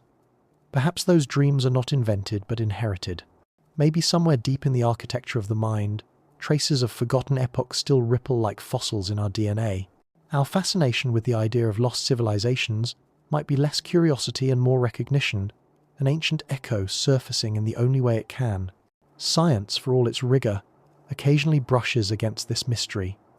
Genetic studies show that humanity once passed through severe population bottlenecks periods when our numbers dwindled almost to extinction before rebounding. Each near vanishing could have erased entire cultural worlds, leaving only whispers. Imagine what might have been lost during those resets. Languages, inventions, philosophies. If intelligence is as old as we are, then we've probably been brilliant many times before, only to be swept away by fire, ice, or water, leaving nothing but myths to mark our passing. It's easy to wonder, then, how our own civilization will appear in the distant future. If the Earth has erased so much before, it will erase us too. A few million years from now, our cities might be nothing more than strange mineral seams, our satellites reduced to dust drifting between orbits. Future beings, human or otherwise, might find faint traces, odd concentrations of carbon perhaps, or shards of synthetic compounds, and wonder, as we do now, who were they? How much did they know? What did they lose? We will become someone else's shadow civilization, but perhaps that's the point. Maybe this pattern of remembering and forgetting, rising and falling, is not a flaw but the rhythm of Earth's intelligence. Every time civilization collapses, the planet resets the stage, allowing new forms of consciousness to emerge, to learn, to rediscover. In this view, the shadows are not mistakes. They are teachers. They remind us that permanence is an illusion, that wisdom must always be relearned. And in that cycle, humanity becomes not a static creature of progress, but a wave, cresting, breaking, and forming again. So, what do we do with the knowledge that we may not be first? We could treat it as a curiosity, a philosophical puzzle. Or we could take it as an act of humility, a reminder that intelligence is not owned, that it blooms wherever the conditions are right, again and again. The Earth itself may be the true civilization, experimenting through us as it has through countless others. When the night falls and the sea reflects the stars, you can almost feel that continuity. Somewhere beneath those waves may lie the bones of another age, another people who once looked up at this same sky and wondered the same things. The constellations they traced are the ones we still follow. The stories they told have become our myths, and the pulse that moved through them, the need to build, to love, to ask, why is the same pulse moving through us now? The shadow civilizations may be gone, but their light hasn't vanished entirely. It's refracted through time, scattered across our myths, our instincts, and our awe. Each time we invent something new, each time we reach toward the unknown, we might be rediscovering what they once knew, not consciously, but as if remembering a dream. And maybe that's what history truly is. Not a straight line, but a long act of remembering ourselves again and again, each time under a different sky. 10. The archaeological horizon. If you could stand at the edge of time and look back across the ages, the surface of Earth would appear like a vast, shifting canvas, painted, erased, and painted again. Civilizations would rise like brushstrokes, bright for a moment, then fade beneath new layers. Every now and then, a fragment of colour would survive, a broken shard or a carved stone, a hint of what was once whole. Archaeology, in its quiet way, is an art of listening to those fragments. It's the study of what the earth has chosen to keep and what it has chosen to bury. But even as we uncover more, we find ourselves standing before an invisible line, a boundary where the past slips into mystery. That line is what some call the archaeological horizon, the point beyond which evidence thins and speculation begins, where history dissolves into imagination. It's easy to forget that archaeology doesn't reveal the past itself, only its shadows. We dig, we measure, we catalogue, but what we find are objects divorced from the lives that made them. A chipped tool, a piece of pottery, a collapsed wall. These are not stories, but punctuation marks from sentences that time erased. We piece them together like detectives who have only a few clues from an infinite case. Each discovery shifts our sense of what's possible. Yet for every mystery solved, a dozen more emerge. Beneath the known world lies another, and beneath that, perhaps countless more. The deeper we dig, the more we realize that there may be no bottom, only deeper layers of forgetting. The archaeological horizon is not just physical, it's conceptual. It marks the limit of what we can know with the tools we have now. For a long time, that horizon sat at around 5,000 or 6,000 years ago, when written records began in Mesopotamia. Then, discoveries like Göbekli Tepe pushed it back to 12,000 years. Ancient submerged sites off India, Japan, and Malta suggest even older possibilities. Each time we redraw the boundary, the story of humanity grows longer, and the silence before it grows shorter, but the horizon itself always retreats, just beyond reach. It's as if the past is teasing us, revealing itself in glimpses, but never fully surrendering its secrets. To stand on that horizon is to feel a deep humility. Imagine holding an artifact in your hand, a stone carved by someone 30,000 years ago. The texture of it still bears the impression of human fingers, long vanished but somehow present. That person had thoughts, fears, hopes. They looked at the world with eyes like ours. They loved, they grieved, they wondered what came after death. Yet we know almost nothing about them. The silence between their world and ours is not one of emptiness, but of translation. Time has changed the language, and we are still learning how to listen. Sometimes, archaeology feels like a conversation conducted through fog. We speak to the past by uncovering its remains, and the past answers, faintly, through pattern and symbol. But as we move closer, the fog thickens. What we uncover grows older, stranger, less familiar. The lines between myth and evidence begin to blur. A carved idol may be religious or artistic or mathematical, we can't be sure. A structure that seems ceremonial might have been practical, or vice versa. The deeper the layers, the less certain we become. The past resists our need for clarity. It keeps its mystery intact, as though reminding us that not everything can be catalogued. And perhaps that is as it should be. The archaeological horizon is not meant to be conquered. It is meant to remind us of our scale within time. Just as the horizon at sea is always distant no matter how far you sail, the horizon of history always recedes as we move toward it. We are participants in an infinite pursuit, each generation pushing the boundary a little farther, yet never reaching the end. The act of searching is what keeps the story alive. There's a tenderness in that endless search. Archaeology, for all its science, is an act of love. It's the desire to know our ancestors, to feel their presence, to bridge the gulf between then and now. It's a quiet defiance of time's erasure. When an archaeologist brushes dust from a buried doorway, they are performing a kind of resurrection. They are coaxing memory back into light. But even the most careful hands can only recover fragments. The rest remains buried, waiting for another age, another kind of mind, another way of seeing.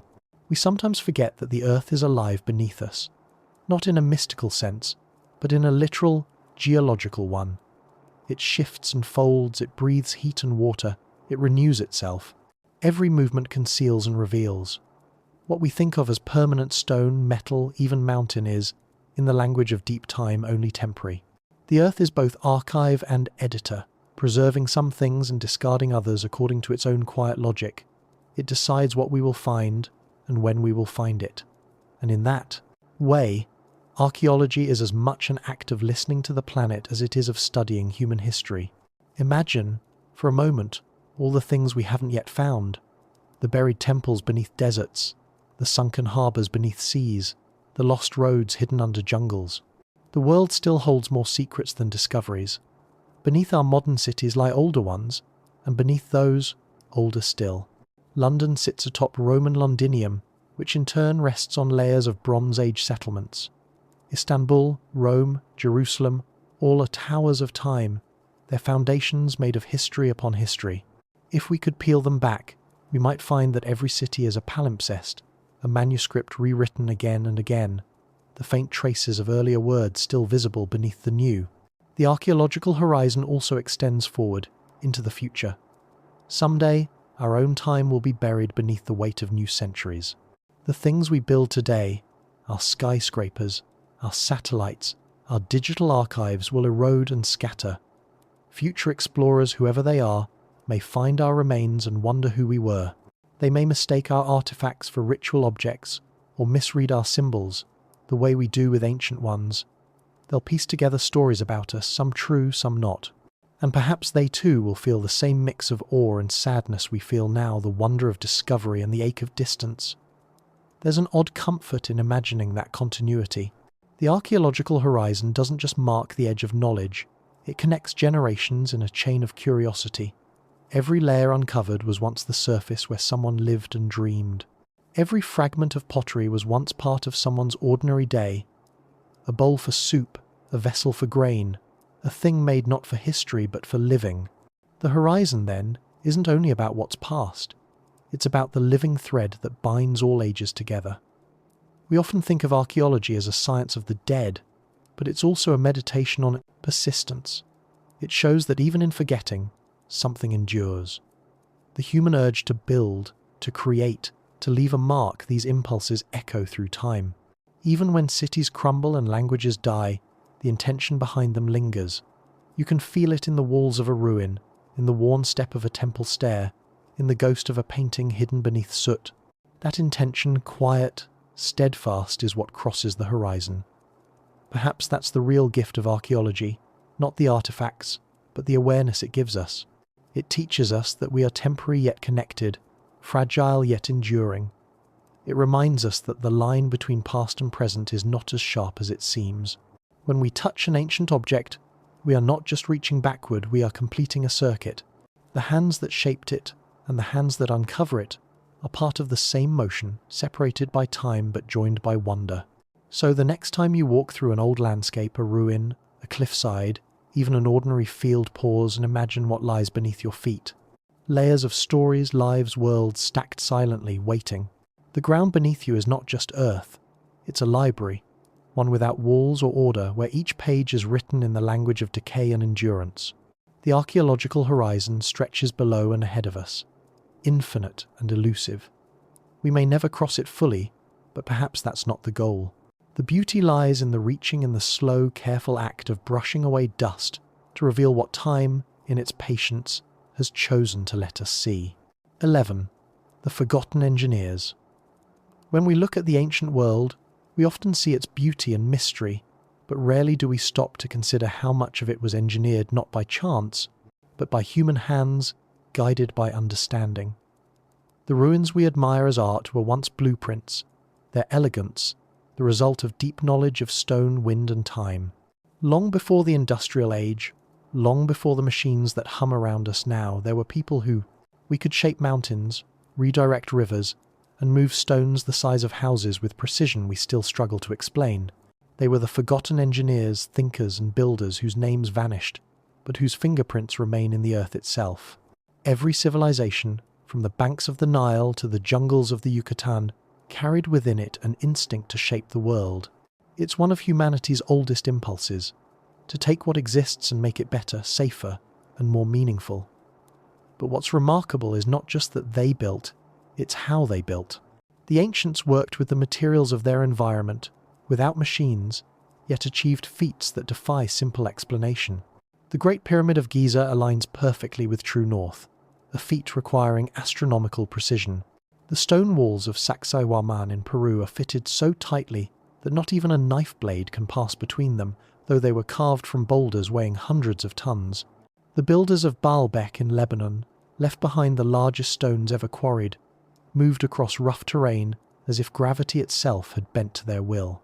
Modern science offers theories, ramps, ropes, manpower, but none are fully satisfying.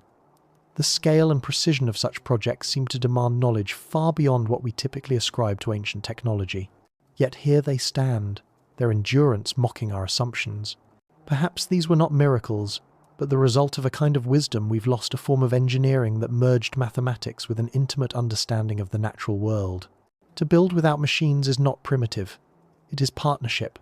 It's a dialogue between human intent and the planet's raw material. The forgotten engineers must have known how to listen to stone. In places like Egypt, Malta, and Easter Island, the builders seemed to treat rock as if it were alive. They shaped it not by force alone, but by resonance, striking it, heating it, cooling it, knowing its weaknesses and harmonies. Legends from around the world speak of stones that could sing or float when certain tones were played, of builders who could move rock with sound. To the modern ear, this sounds like myth, but myths, as we've seen, often carry traces of lost truths. Could there have been techniques acoustic, magnetic, or vibrational that we no longer understand? The ancients might have used principles of physics we have yet to rediscover, or perhaps dismissed too quickly as impossible. Even the design of ancient cities reflects a level of planning we're only beginning to grasp. Many sacred sites are aligned not just to the sun and stars, but to each other, across continents. The Great Pyramids of Egypt mirror the stars of Orion's belt. Temples in Angkor Wat echo the same constellation. The Mayan city of Teotihuacan shares geometric relationships with sites half a world away. Were these coincidences, or the remnants of a once global knowledge system, an understanding of geometry, astronomy, and energy that transcended geography? The pattern suggests intention. These builders were not just engineers of stone, but of meaning. They wove the earth and sky into one coherent design. And then, for reasons we still don't understand, it stopped. The techniques, the precision, the harmony between architecture and cosmos all faded. Later generations inherited the monuments but not the methods. The great temples became tombs. The symbols lost their language. The wisdom that once moved mountains was reduced to legend. How could something so vast simply vanish? Perhaps it didn't vanish all at once, but slowly, like a light dimming over centuries. A few secrets passed on as ritual, a few encoded in myth, until the original purpose was forgotten. The builders became gods in story because mortals could no longer comprehend what they had done. Some scholars suggest that cataclysm played a part, floods, quakes, volcanic winters that erased not just cities, but the continuity of knowledge itself. Others think the loss was cultural. As empires rose and fell, priorities shifted, values changed. The builders' philosophy, one that fused science, art, and spirit, gave way to specialization. We separated what they had once unified. To them, building was sacred. The act of raising stone toward the heavens was a prayer, a conversation with creation itself. To us, building became practical, utilitarian, and in that shift, something vital was lost. There's evidence, too, that some of this forgotten knowledge may have been more subtle than we imagine. The ancients might have understood the world as a living system, with energy lines and magnetic currents running through it, what some traditions call ley lines. They placed monuments at the intersections of these invisible threads, as if to tune the earth like a vast instrument. Many of the world's oldest temples, from Stonehenge to the pyramids to Machu Picchu, sit at points where geomagnetic activity is unusually strong. Whether coincidence or not, it suggests that the builders knew how to harmonize their structures with the planet's own frequencies. Perhaps this is the true genius of the forgotten engineers. They built not against nature, but with it. They designed in resonance with gravity, with sunlight, with the movement of water and wind. Their cities were not impositions upon the land, but extensions of it. Modern cities, by contrast, often resist their surroundings, draining swamps, leveling hills, forcing rivers into straight lines. But the ancients built with a kind of humility, an awareness that permanence comes from partnership. That may be why their works endure. Their stones breathe with the landscape because they were born from it. What's most haunting about the forgotten engineers is not what they achieved, but how quietly they did it. There are no grand records, No blueprints, no written boasts carved into tablets. Their legacy is their silence. The perfection of their craft speaks for itself, and that silence feels intentional, as if they trusted the stones to carry their message. Perhaps they believed that the true purpose of knowledge isn't to be possessed, but to be rediscovered, that future generations would one day find their works and remember, not through words but through wonder. If that's true, then we are part of that remembering now.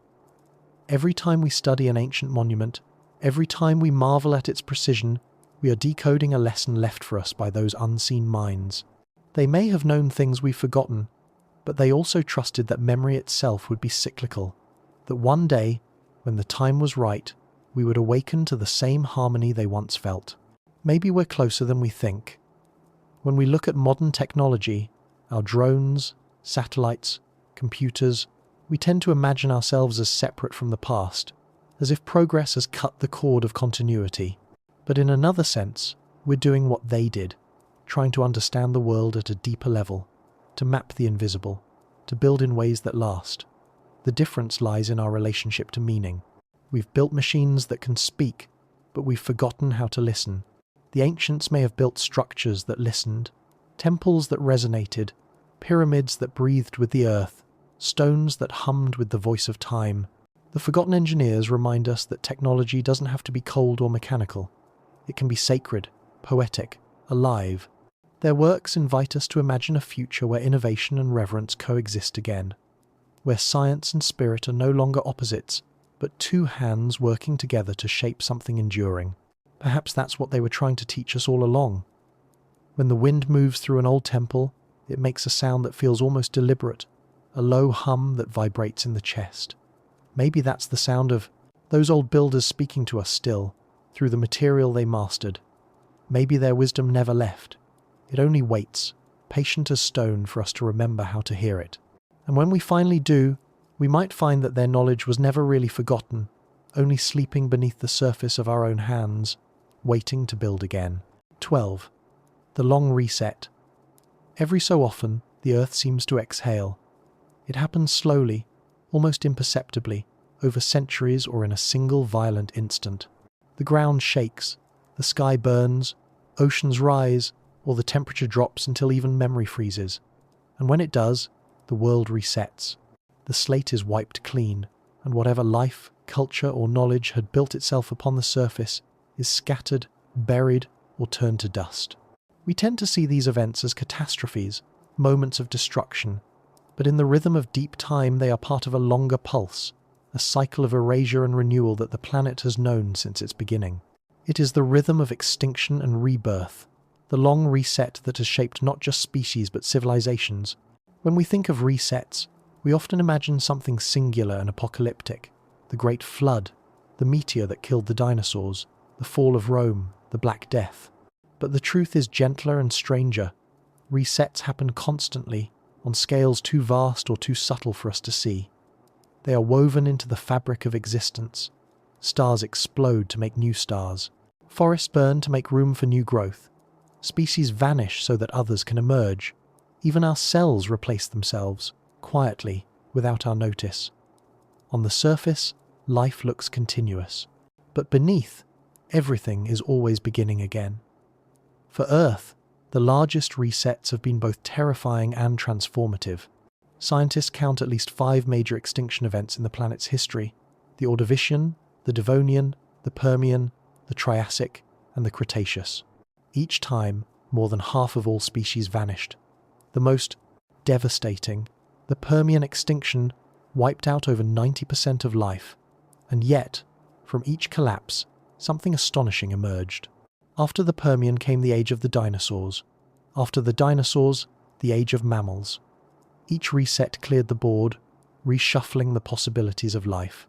It's as if the Earth occasionally pauses, takes a breath, and asks, "What else can I become?" The same rhythm seems to echo through human history. Our civilizations, though more fragile than we like to admit, follow the same cycle: rise, flourish, fracture, fall. Every empire believes itself to be eternal. Every culture thinks its story will last forever. But the pattern is always the same: growth, excess, decline, renewal. The Sumerians, the Egyptians, the Greeks, the Maya, all reached heights of knowledge, art and power, and then, gradually or suddenly, disappeared. Yet even in their collapse, they left seeds for what came next. Each civilization carries forward the faint memory of those that came before, like echoes blending into new songs. There's a haunting possibility that this pattern stretches far deeper than we know. If earlier civilizations existed, ones lost to ice, fire, or sea, they too would have been part of this cycle. They might have reached their own peaks of understanding before being swept away by forces they couldn't control. Perhaps their knowledge didn't vanish completely, but filtered down through myth and instinct, guiding the hands of later builders, the dreams of later thinkers. The long reset doesn't erase, it transforms. What survives is not structure, but essence. Sometimes I imagine the Earth as a great archive that periodically burns its own library. Each time the flames erase the pages, but not the ideas. Those drift upward like smoke, seeding the next generation of storytellers. Maybe that's why certain patterns keep returning: pyramids, floods, celestial alignments, stories of gods teaching humanity. We keep rediscovering the same ideas because they're not new, their memories rising through the ash of earlier ages. It's easy to think of resets as punishment or tragedy, but they may be more like cleansing breaths and natural balancing. The Earth doesn't destroy out of malice. It resets when the balance tips too far, when systems grow unstable. Ice ages come when warmth accumulates, fires when forests grow too thick, floods when rivers forget their limits. Civilizations too collapse when they reach a kind of saturation, too much expansion, too little adaptation. When we no longer listen to the world around us, the world reclaims its voice. The long reset is simply Earth remembering itself. If this is true, then our own age may be standing at the edge of another reset. The signs are familiar: climate shifting, species vanishing, oceans warming, resources thinning. We like to believe we're immune to the cycles of nature, protected by our technology and intellect. But perhaps we're not outside the rhythm, perhaps we are the rhythm, repeating the same rise and fall written into every living thing. The difference is that this time, we can see it happening. We can feel the pulse quickening beneath our feet. And maybe for the first time we have a choice: to resist the reset, or to participate in it consciously. Imagine what it means to participate rather than perish. To understand that collapse and renewal are not opposites but partners. It doesn't mean giving up but realigning. Instead of fighting the tide, we learn to move with it. The forgotten engineers seem to understand this. Their cities breathed with the landscape, their monuments echoed the stars. They built for continuity, not control. Perhaps they, too, survived a reset by remembering the language of balance. When the world shifted, they adapted, passed their wisdom forward, and vanished with grace rather than violence. Sometimes I wonder if our fascination with apocalyptic stories, the end of the world, the fall of civilization, is really an unconscious memory of the last time it happened. Deep within us, perhaps, is an awareness that this isn't new. We've been here before. The long reset may even be encoded in us, an instinct that knows how to rebuild when everything falls apart. Humanity, after all, is remarkably resilient. Each time the Earth presses the reset button, life finds a way back. Each time history burns, new storytellers rise from the ashes. There's a strange beauty in that resilience. The long reset is cruel in its precision, but it's also generous. It gives the world a chance to begin again. When the forests regrow over ruins, when coral reefs reclaim sunken cities, when silence returns to places once filled with noise, that, too, is creation. The Earth is not mourning us, it's transforming. Every end is an act of beginning. To think of it this way softens the fear of loss. It invites a kind of trust in the continuity of life, in the intelligence of the planet. We might not survive every reset as individuals or as civilizations, but something always carries on. The atoms in our bodies have already survived countless cycles of birth and destruction. They've been stars, soil, oceans, and air. When our chapter ends, those same atoms will move on to new forms, new worlds. The long reset may not be an ending at all, but the continuation of that eternal motion. In quieter moments, I like to imagine that somewhere beneath the layers of the Earth, under rock and fossil, the ghosts of past civilizations rest not in sorrow, but in patience. They've seen the pattern unfold many times. They know the rhythm, the pulse, the inevitable return. Perhaps they whisper to us in our dreams, reminding us not to fear the change that is coming, because it is not destruction, it's renewal. The world has ended many times before, and each time it began again. Brighter, stranger, wiser. Maybe that's the secret. The ancients understood, and we have forgotten, that the end is never the end. It's only another breath in the great respiration of existence. The long reset will come, as it always does. When it does, some things will vanish, others will awaken. And somewhere, far in the future, others will walk among the remnants of our cities, wondering who we were and how we lived. They'll study the fragments and think, as we do now, that they are the first. And perhaps, like us, they will feel a quiet stirring in their hearts, a sense that they've heard this story before. 13. The memory in the mountains. If the earth could dream, the mountains would be its memories. They rise like thoughts frozen in stone, holding stories far older than language, older than bone. When you stand at the base of a mountain range and look up, it feels as though you are staring into the planet's mind, into layers of time stacked upon time, each stratum a sentence written in the language of pressure and patience. Mountains do not simply exist, they become. They are born from collision and fire, from the slow grinding of continents, from the endless argument between the sky and the ground. And in their silence, they remember. There's something almost human about the way mountains form. They rise through struggle, shaped by stress, refined by erosion. Their jagged peaks are scars, their valleys are the soft lines of age. Every fold, every vein of quartz or shale is a record of endurance. Scientists read these layers like pages, tracing the story of ancient oceans turned to stone, of continents torn apart and rejoined. But beyond the science lies something deeper, an emotional truth, a sense that mountains are more than geological structures. They are the slow heartbeat of the earth, the visible soul of deep time. Long before we had words for tectonics or erosion, people understood this intuitively. They saw mountains as sacred, as living beings that connected the ground to the heavens.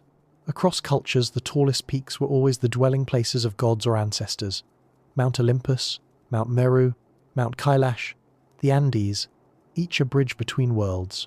The ancients didn't see mountains as obstacles to conquer, but as keepers of memory. To climb one was not an act of domination, but of communion. The mountain did not yield, it invited, and those who ascended were transformed, not just in body, but in awareness. In some ways, the mountains remember us too. They hold our ruins, our carvings, our offerings. Temples built into cliffs, monasteries nestled on ledges, petroglyphs etched into stone all become part of the mountain's body. As centuries pass, the rock reclaims them, softening edges, filling cracks, until what was once human becomes geological. The boundary between creation and nature dissolves. The stones that once echoed with prayers become part of the same enduring silence. It's as if the earth absorbs our memories, digesting them into its deeper consciousness. When you walk through the high ranges of the Himalayas or the Andes, the air thins until sound itself seems to vanish. There is a purity there, a kind of blankness that feels almost holy. In that quiet, it's easy to believe that the mountains are not just old, but aware. You feel watched, not in a threatening way, but in a way that reminds you that you are being remembered, that your small movement across the slope will be known, somehow, by the wind, by the snow, by the rock. Humans leave footprints, mountains leave impressions on the soul. Perhaps that's why so many origin stories begin in mountains. In myth after myth, humanity descends from high places, from gods who lived among the peaks, from stars that fell onto mountaintops, from fires that burned at the roof of the world. The symbolism is clear. Mountains are the axis between heaven and earth, the place where creation touches consciousness. Even modern scientists, climbing to collect rock, samples or measure glaciers, feel that pull. They may describe it in technical terms, but the awe remains the same. To study the mountains is to gaze into the memory of the planet itself. The stones that form those peaks have lived many lives. What stands today as solid rock was once seabed, once dust, once magma. Under enough heat and pressure, even the most ordinary stone transforms into something new. Limestone becomes marble, shale becomes slate, sandstone becomes quartzite. In that transformation, matter carries memory forward. Each shift in form records what came before, even if it looks nothing like its past. The mountain, in that sense, is not just old, it's immortal. It forgets and remembers at the same time. It erases the surface but preserves the essence. There's a quiet irony in how we treat mountains now. We carve roads through them, mine their cores, blast their sides to make way for progress. We treat them as resources, as obstacles, as backdrops. Yet even as we reshape them, they remain indifferent. They have endured worse ice ages, supervolcanoes, and asteroid impacts. To them, our activity is only a brief flicker.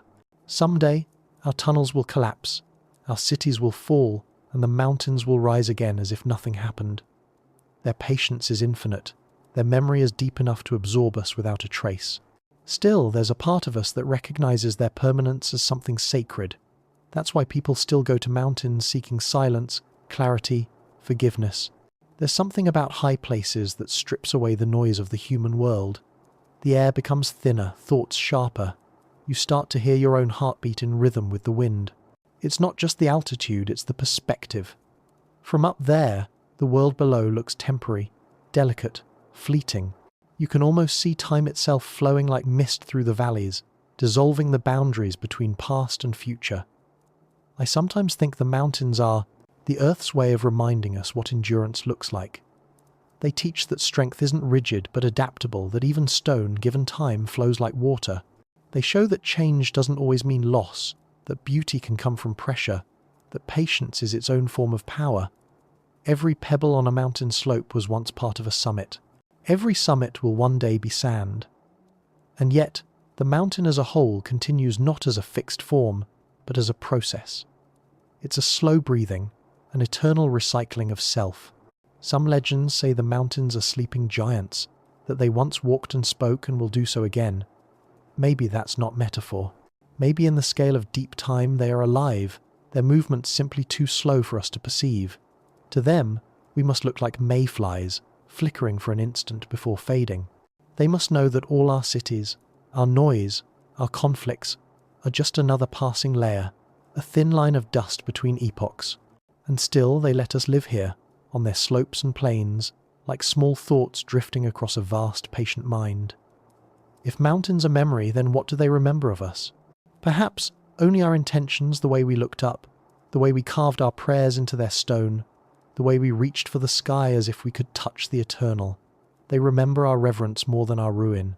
They remember the sound of our footsteps, the warmth of our fires, the songs we sang to echo their peaks.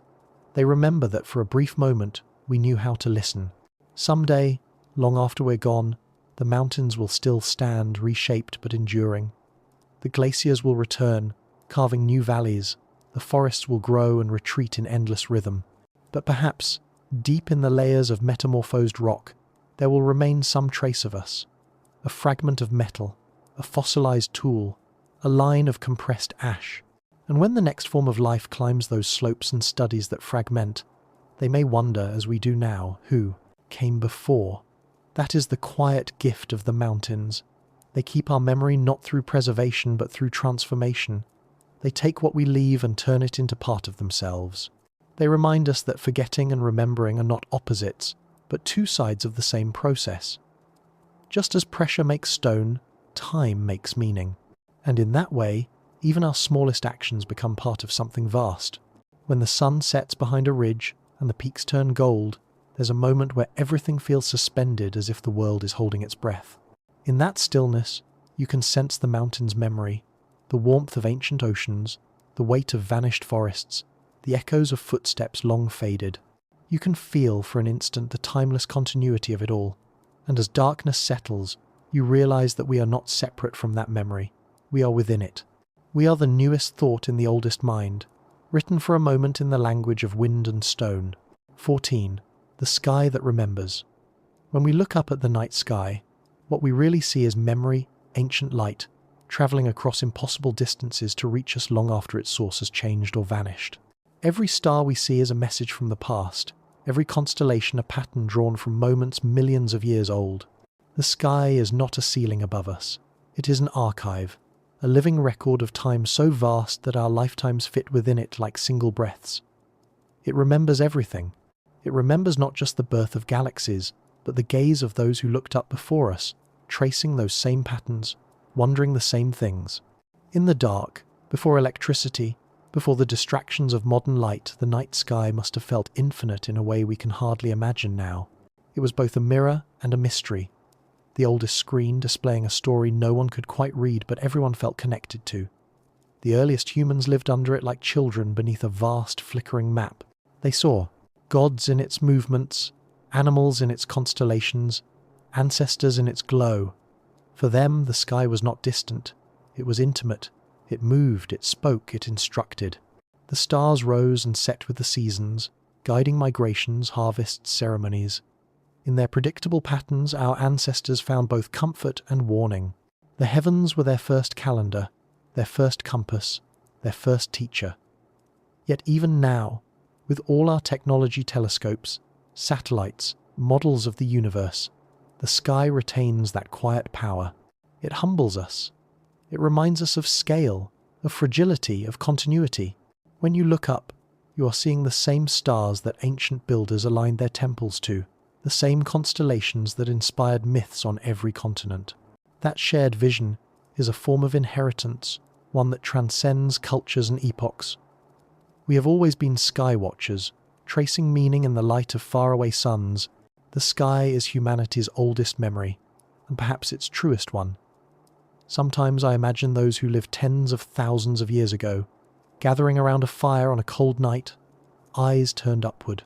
The air clear, the stars sharp and innumerable. In that silence they must have felt something wordless, a pull, a belonging, a sense that they were part of something vast and breathing. Maybe they pointed at the same constellations we know now, not with scientific names but with stories. The hunter, the serpent, the mother, the river of souls. These weren't just poetic inventions, they were maps of existence. To name a star was to claim kinship with it, to acknowledge the bond between the sky and the self. Even now, when we speak of the cosmos, our language is full of longing. We say we are made of stardust, and it's true the carbon, oxygen, and iron in our bodies were forged in the hearts of stars. Every atom we carry has known fire older than the earth. To look at the sky, then, is to look at our own origin. The stars are not distant strangers, they are our ancestors, and in that sense, the sky doesn't just remember us, we are part of its memory. The ancients seem to understand this instinctively. Their temples and monuments were built to mirror celestial patterns, pyramids aligned to the cardinal points, stone circles marking solstices, cities oriented toward rising constellations. These weren't coincidences or mere superstition. They were acts of participation, the ways of joining the rhythm of heaven. The builders saw no division between the ground and the sky. They lived in a world where stars dictated seasons, where the heavens were not above but woven into the very fabric of daily life. The sky was a living clock, but also a spirit, an intelligent presence that observed and responded. What's remarkable is how widespread that understanding was. Civilizations separated by oceans and centuries told similar stories about the stars. The Dogon people of Mali spoke of the invisible companion star of Sirius long before modern astronomy confirmed its existence. The Maya tracked Venus with astonishing precision. The Egyptians aligned their temples so that the sun illuminated inner sanctuaries only on certain days of the year. The builders of Stonehenge knew the timing of solstices down to the hour. How did so many distant peoples come to such similar conclusions about the heavens? Perhaps because they all listened to the same teacher, the sky itself. Over time, we've drifted away from that relationship. City lights drown out the stars, and the rhythms of machines replace the rhythms of the cosmos. We no longer measure our days by the rising of Orion or the return of Sirius, but by the digital flicker of screens. The heavens, once our guide and muse, have become a backdrop, something we notice rarely, and only in moments of quiet, but still they wait. The stars do not hurry or fade for our convenience. They keep shining, patient, ancient, reminding us that time is not a straight line but a spiral, that every beginning is a return. When astronomers speak of light years, they are describing both distance and delay, the gap between when something happens and when we see it. The sky we look at tonight is not the present. It's a portrait of long ago. Some of those stars may no longer exist. What we see is their ghost, their echo, their remembered light. There's something profoundly poetic in that. The universe, it seems, is built on memory. It records its own story in light, in gravity, in motion. Every flicker of a star, every ripple of energy through space, is a message that never truly disappears, only travels farther, slower, dimmer. Perhaps nothing is ever lost, only transformed into a different kind of presence. That idea that memory is eternal appears again and again in human thought. Ancient peoples believed their souls became stars after death, joining the constellations as ancestors watching over the living. The Egyptians called the Milky Way the winding waterway, the path of spirits travelling to eternity. The Greeks saw it as milk spilled from the breast of the goddess Hera, nourishment for immortality. In both stories, the sky was not an elsewhere. It was a destination, a continuation. Even now, when we lose someone, we often look upward. Instinctively, we place the departed among the stars. In a way, this connection has never left us. Every spacecraft we send into the cosmos, every telescope that peers deeper into the universe, is part of our ongoing dialogue with the sky. We still seek its approval, its reflection, its wisdom. The data we collect, radio signals, spectral lines, cosmic background radiation, are modern forms of divination, our way of reading the same old text with new tools. And what we find, again and again, is awe. The more we learn, the more mysterious it becomes. The sky expands faster than our understanding, as if gently reminding us that mystery is part of its nature. Sometimes, late at night, when the clouds have cleared and the air is still, I'll step outside and look up. It's an old habit, almost instinctive. The stars appear where they always have, though their names have changed. The same constellations that guided ancient travellers now watch over cities, over oceans of light and noise. And yet, beneath all our invention, the sky feels unchanged. It doesn't care about our borders or our timelines. It simply exists, vast, beautiful, indifferent, eternal. And in that indifference, there is comfort. It means that no matter how much we forget, the sky remembers. It remembers the first fires we lit to mimic its glow. It remembers the eyes that first looked up in wonder. It remembers the chants, the prayers, the questions whispered into its expanse. It remembers every civilization that measured itself against its stars. And it will remember us, too, our satellites, our telescopes, our signals travelling outward, becoming part of its endless conversation. We may someday vanish from the surface of the earth, but our light, our radio waves, our stories encoded in metal and motion will keep travelling. They will drift through space like distant echoes, small but persistent, another layer in the sky's memory. Perhaps that's what it means to live, to become a trace in the universe's great remembering. The stars that burn now are lighting the path for beings who will come long after us. Just as we gaze upon the light of long-dead suns, someone, somewhere, will one day look upon ours. The sky will carry our story forward, as it has carried all others, and when they look up, those future watchers will see the same tapestry we do now. Not the same stars, perhaps, but the same wonder. The same silent recognition that connects every gaze across time, that we are all, in the end, part of the same light, travelling forever through the memory of the sky. 15. The echo beneath our feet. There's a sound the earth makes that few ever hear, a deep, slow hum that rises from within the crust, older than language, older than life. Scientists call it microsismic noise, the resonance of waves moving through the planet's body. But that name, while useful, feels too small for what it truly is. When you stand barefoot on the ground, eyes closed, you can almost sense it, a vibration that isn't sound but presence, a constant whisper of the world remembering itself. Every movement, every step, every heartbeat that has ever touched this soil has left a trace in that vibration. It is the echo beneath our feet, the pulse of everything that has ever lived. If the sky remembers in light, then the earth remembers in rhythm. Its surface is an instrument of memory, layered with the music of all time. Beneath our cities and forests lie miles of stone and sediment, each layer a page in the story of the planet.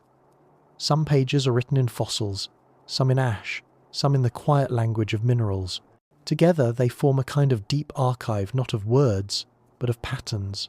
When geologists study these layers, they are reading the memory of earthquakes, floods, volcanic winters, migrations, and extinctions.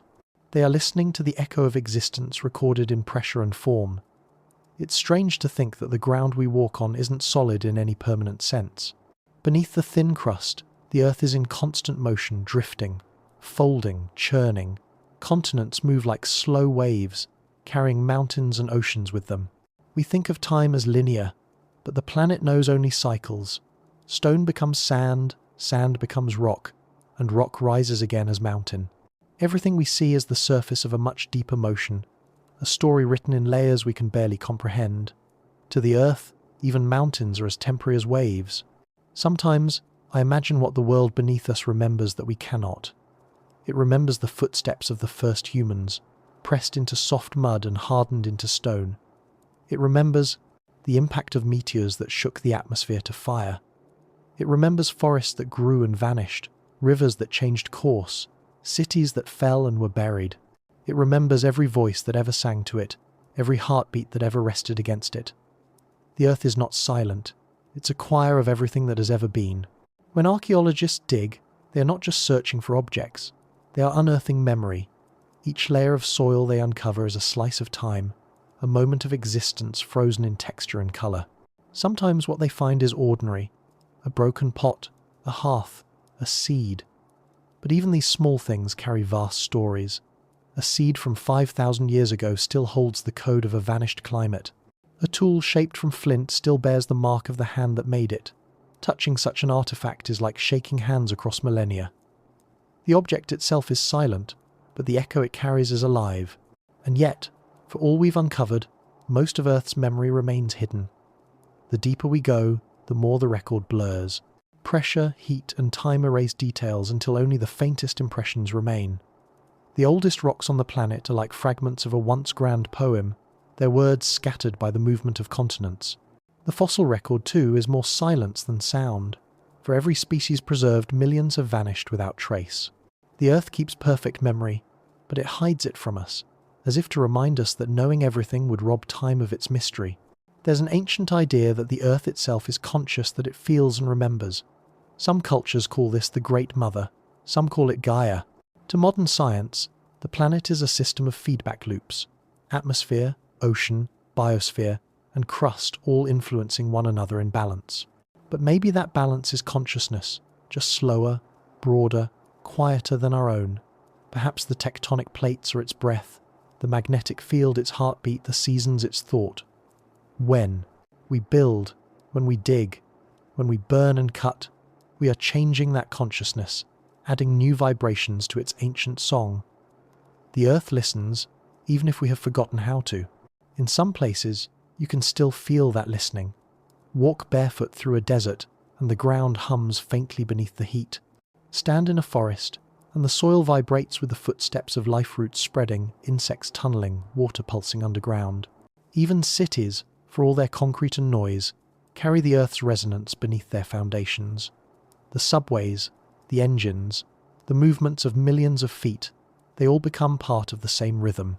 We may have covered the planet in steel and glass, but we have not silenced it. The echo persists, deep and steady, carrying every vibration forward. Sometimes I wonder if the Earth feels our stories in real time. When we laugh, when we mourn, when we dance, does the ground notice? Indigenous traditions often speak of the land as a living witness, one that holds the memory of everything that happens upon it. In those beliefs, every mountain, river, and plain is sacred not because of what it looks like, but because of what it has seen. A battlefield remembers pain, a meadow remembers peace. The stones themselves remember ceremony and song. To walk through the world with that awareness is to walk with reverence, to know that you are treading upon the dreams of ages. Modern life often separates us from that awareness. We move too fast, we build too high, we forget to listen. But the echo beneath our feet is still there, waiting. You can feel it most in moments of stillness after rain, when the soil is damp and fragrant, or in caves, where the air is cool and heavy with the breath of the planet. In those moments, you can sense that time is not gone, it's layered beneath you. Every sound, every movement, every story that has ever passed across this surface still exists, folded into the earth's skin like ink in parchment. The thought is humbling, but also comforting. It means nothing is truly lost. The laughter of a child from 1,000 years ago, the sound of an ancient river, the first spark of fire, all of it vibrates still, faint but eternal. The planet doesn't forget. It transforms memory into matter. It recycles every life into new forms, carbon into leaf, leaf into soil, soil into stone. Even we, when we're gone, will become part of that cycle. Our bones will dissolve into minerals, our thoughts into the wind, our stories into the earth's deep hum. In time, perhaps, that hum will give rise to new life, new minds, new echoes. The earth's memory doesn't move forward the way ours does. It spirals, it repeats and refracts. Patterns reappear in new forms, coastlines, species, even ideas. It's as if the planet dreams in cycles, remembering and reimagining itself with each turn. When we uncover the ruins of lost civilizations, we're not just discovering the past, we're witnessing one of those cycles unfolding again. The same creativity, the same curiosity, the same desire to build and understand, rising once more from the ground that holds the memory of all who came before. Perhaps that's what the echo beneath our feet is trying to tell us, that we are not separate from the story of the earth. We are one of its expressions, a brief resonance in its vast song. And though our part will fade, it will never truly end. Our cities will crumble, our words will vanish, but their vibrations will continue in the stones, in the soil, in the slow, patient hum of the planet. One day, long after we are gone, someone or something will stand upon this ground, feel that echo, and know that we were here. So, the next time you stand barefoot on the earth, pause. Let your heart beat slow until it matches the quiet rhythm below. Feel the pulse rising through the soil, steady and ancient. That is the sound of everything that has ever lived, still speaking, still remembering. You are part of that sound. You always have been. 16. When time forgets itself. There are places on Earth where time feels thin, where the edges between past and present blur, and the air itself seems to shimmer with memory. In these places, deep caves, ancient deserts, remote forests, time loses its grip. The mind begins to wander in directions the clock cannot follow. It's not that time stops, but that it loosens, like a rope untied from its post, drifting with the current of something older and deeper. When time forgets itself, the world becomes still enough to remember everything else. We like to think of time as a straight road, beginning, middle, end. We measure it in hours and years, draw it on charts, write it in history books. But the Earth doesn't see it that way. To the planet, time is a tide. It comes and goes, folds back upon itself, erases and rewrites. Mountains rise and fall in the same rhythm, that waves crash and retreat. Species appear, flourish and vanish, only to return in new forms. The Earth has never known the concept of past. It only knows transformation. In that sense, perhaps time itself is not a ruler, but a river, and we are drops carried along its surface, believing we are moving forward while the current turns endlessly beneath us. When time forgets itself, everything becomes simultaneous. The ruins of the past, the present moment, the seeds of the future, all exist in the same breath. The light from distant stars shows us galaxies as they were millions of years ago, yet it touches our eyes now, in this moment. The carbon in our bodies was forged in the hearts of long-dead suns, yet it beats in rhythm with our living hearts. Even our thoughts are fossils of light, electrical impulses that travel through patterns laid down by generations of experience.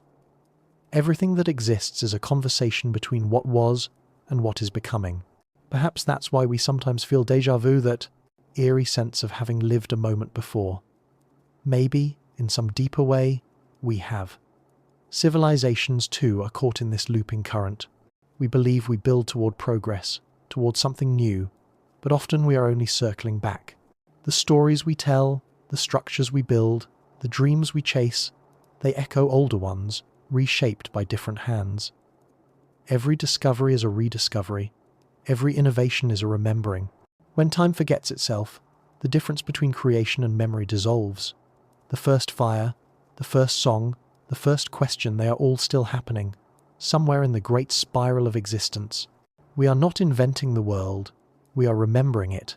It's strange to realize that even the stars we gaze upon are also memories.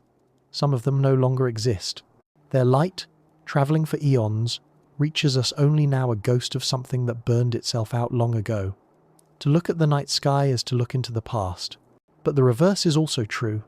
The light we send out now, from our cities, our satellites, our voices broadcast into space, will one day reach beings who see us as we once were.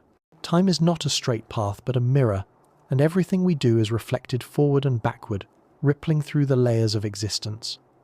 When time forgets itself, the boundary between life and death also softens. The atoms that make us do not end when we do. They disperse, reform, and rejoin the cycle. The breath you take now may contain air once inhaled by an ancient tree, or exhaled by a creature that lived long before us. The water you drink might have flowed through glaciers that melted 10,000 years ago. In that sense, nothing truly dies. It only changes form. Time doesn't carry us away. It recycles us, over and over, in endless variations. The story never ends because it never began. We live our lives trying to hold on to time, capturing moments in photographs, preserving memories, or recording history. But perhaps time isn't meant to be held. Perhaps it's meant to be listened to, like music. Each moment is a note, and meaning comes not from freezing it, but from hearing how it moves into the next. When you listen to a song, you don't try to keep every note. You let it pass through you, trusting that the melody will return. Life, too, is a melody, and when time forgets itself, the song continues beyond our hearing, echoing through layers of reality we cannot perceive. There are days when you can feel that echo, a sense that something vast is unfolding just beyond the edge of awareness. It might come in a sudden stillness, in the way sunlight falls through trees, in the sound of wind over stone. It feels ancient and familiar at once, as if the world itself were pausing to breathe. In those moments, the present expands, and you sense the weight of every moment that has ever been. You realize that the earth beneath you, the air around you, the stars above you, are all the same moment wearing different faces. Time has forgotten its order, and in that forgetting, everything becomes whole. Some physicists suggest that time is an illusion, that the past and future already exist, and we are simply moving through them like readers through the pages of a book. If that's true, then nothing is truly lost. Every moment still exists somewhere, still happening, still alive. The laughter of a child from 1,000 years ago, the last song of an extinct bird, the first spark of human fire, all of it continues, looping in its own corner of eternity. Time doesn't flow, it flickers. And sometimes, when the world grows quiet enough, we catch a glimpse of another page. The ancients might have understood this in their own way. Their myths often spoke of eternal returns, of cycles without end. They didn't see history as progress, but as rhythm. The sun rises, sets, and rises again. Seasons die and are reborn. Civilizations collapse and rise from their ashes. In their temples and monuments, they built physical echoes of this understanding, spirals, circles, wheels of stone, that mark not beginnings and endings, but continuity. They knew that time was not a line but a circle, and that within that circle, everything is remembered. And maybe that's what the earth itself is, a consciousness that remembers by forgetting. The continents drift apart and collide, erasing their own history only to write it again in new shapes. The forests burn and regrow, each tree feeding the next. The oceans rise and fall, carrying the same salt, the same life, through endless generations. The planet dreams itself forward, and when time forgets, it dreams backward too. It is always both ancient and newborn. If you could step outside of time, even for a heartbeat, you might see everything all at once. The formation of stars, the birth of life, the rise and fall of civilizations, all happening together, layered like translucent veils. You might see yourself in many forms, child, elder, ancestor, descendant, all connected, all unfolding within the same eternal moment. The thought is dizzying, but also comforting. It means that nothing we love is ever truly gone, and nothing we fear is ever truly final. Every moment we live is woven into the fabric of forever. When time forgets itself, what remains is presence, pure awareness, unbound by clocks or memory. It is the quiet space between breaths, between thoughts, between the rising and falling of tides. It is what we touch in dreams, in meditation, in awe. The ancients called it eternity, But it's not far away or unreachable. It's here, right now, in the stillness behind every movement. We only have to stop chasing time long enough to feel it. And perhaps, in that silence, the universe itself is remembering what it was before time began. Before stars, before matter, before the first heartbeat of creation. In that primordial stillness, time was not yet divided, and everything that would ever exist was already whole. Maybe, every once in a while, the universe drifts back into that memory, just for a moment. And when it does, when time forgets itself, all things past, present, and future breathe together again as one. 17. The Whispering Stars. If you stand outside on a clear night, far from the hum of cities, the stars don't simply shine, they seem to whisper. It's not a sound exactly, but a feeling, a vibration at the edge of thought. The silence between those distant points of light is not empty. It hums with the weight of everything that has ever been and everything that will ever be. The universe, vast beyond comprehension, speaks in the language of light and gravity, and for those willing to listen, it tells stories older than worlds. We often forget that the night sky is not static. It's alive, full of motion and memory. Every star you see is a traveler, moving through space at great speeds, and yet, from our vantage point, they appear eternal. To the human eye, they are fixed markers of constancy in a world of change. But if you could watch them for millions of years, you would see them dance. Constellations would twist and dissolve, galaxies would drift apart. Even the North Star, which sailors once trusted as a symbol of permanence, will one day fade and be replaced by another. The cosmos doesn't stand still, it whispers in motion. Each of those whispers is ancient light, a message from a time long before our own. Some of the stars we see tonight no longer exist. Their light continues on, carrying the memory of what they were. To look up is to see ghosts, shimmering across vast gulfs of time. And in a strange way, we too are ghosts to them. The photons reflecting from our planet, our cities, our lives. They are travelling outward even now, perhaps to be seen by eyes that have not yet evolved, or by civilizations that will rise long after ours has gone. In this exchange of light, this endless giving and receiving, lies the quiet dialogue of existence. For thousands of years, humans have looked to the stars for meaning. Long before telescopes, before science, before writing, our ancestors read the heavens as a text, a living scripture written in fire. They charted the movement of planets, the cycles of comets, the slow procession of constellations, and in them they saw reflections of their own lives. The stars became storytellers. Orion's hunt, Cassiopeia's pride, the serpent, the dragon, the twins, every culture found itself mirrored in the sky. To name a constellation was to locate oneself in the great story of the universe. It was our first map, not of land, but of belonging. Even now, despite all our knowledge, we still feel that pull. We send telescopes into orbit, probe the edges of the cosmos, and yet what we seek is not just data, but connection. We want to know if we are alone. The search for other worlds, for alien life, is, in a sense, the modern form of listening to the stars. We listen not for myth, but for response. Every radio telescope scanning the sky is an ear pressed to the fabric of space, hoping to catch a faint signal, a pattern, a pulse, a whisper that says, "You are not the only ones who dream." Perhaps that whisper has already come, and we simply don't yet know how to hear it. The universe speaks in frequencies we barely comprehend.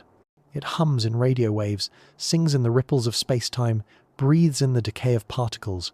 When we first discovered cosmic background radiation, the faint echo of the Big Bang, we were hearing the oldest sound in existence, the afterglow of creation itself. The universe has been speaking since its birth. We're only just learning its language. There's a haunting thought that keeps resurfacing in human imagination, that the stars are alive, that they think and remember in ways we cannot understand. Ancient myths often treated them as divine beings, watchful, eternal, guiding. Perhaps they weren't entirely wrong. Stars are, in a way, the mind of the cosmos. They create the elements that make up life, forging them in their cores and scattering them across galaxies when they die. Every atom of our bodies was once part of a star's fire. We are, quite literally, the dust of their memory, shaped into consciousness. So when we look up, it's not just curiosity that draws us, it's recognition. The stars are whispering, and deep within us something ancient whispers back. If you could listen to a star, truly listen, you would hear a song. Stars vibrate, their surfaces ripple with waves of energy, producing rhythms that scientists can measure.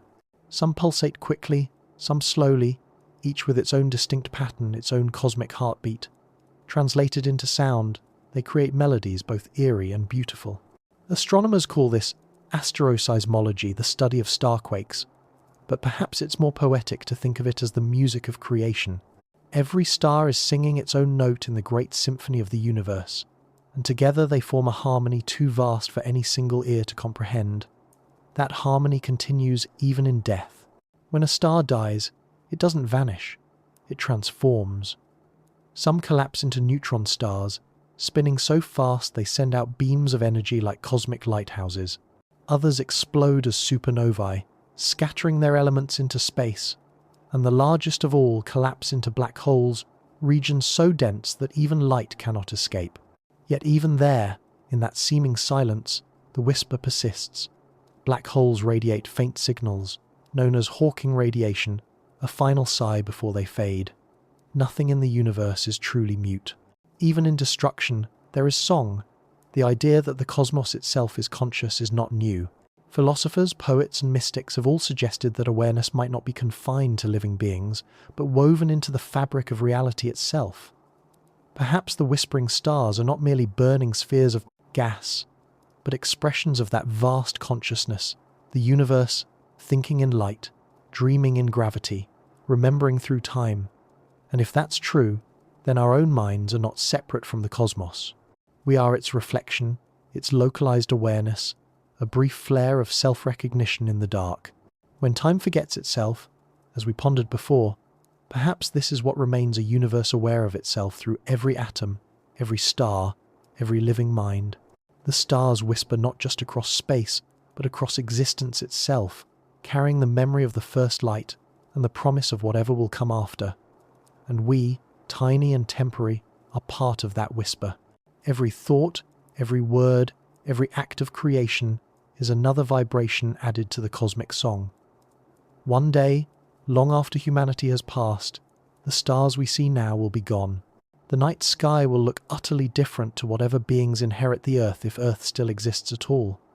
New constellations will emerge, new galaxies will drift into view, new lights will rise and fade. But the whisper will continue, reshaped, renewed, infinite. The universe will go on telling its story, long after the storytellers are gone. There's a strange peace in that. The stars remind us that impermanence and eternity are not opposites. They are two sides of the same truth. Every dying star makes way for new ones. Every fading light gives birth to another form of brilliance. The cosmos is not static, but cyclical, a great breathing organism that never ceases to create. And somewhere within that rhythm, between the pulses of galaxies and the silence of dark matter, lies the faintest echo of us, the creatures who once looked up, listened, and wondered.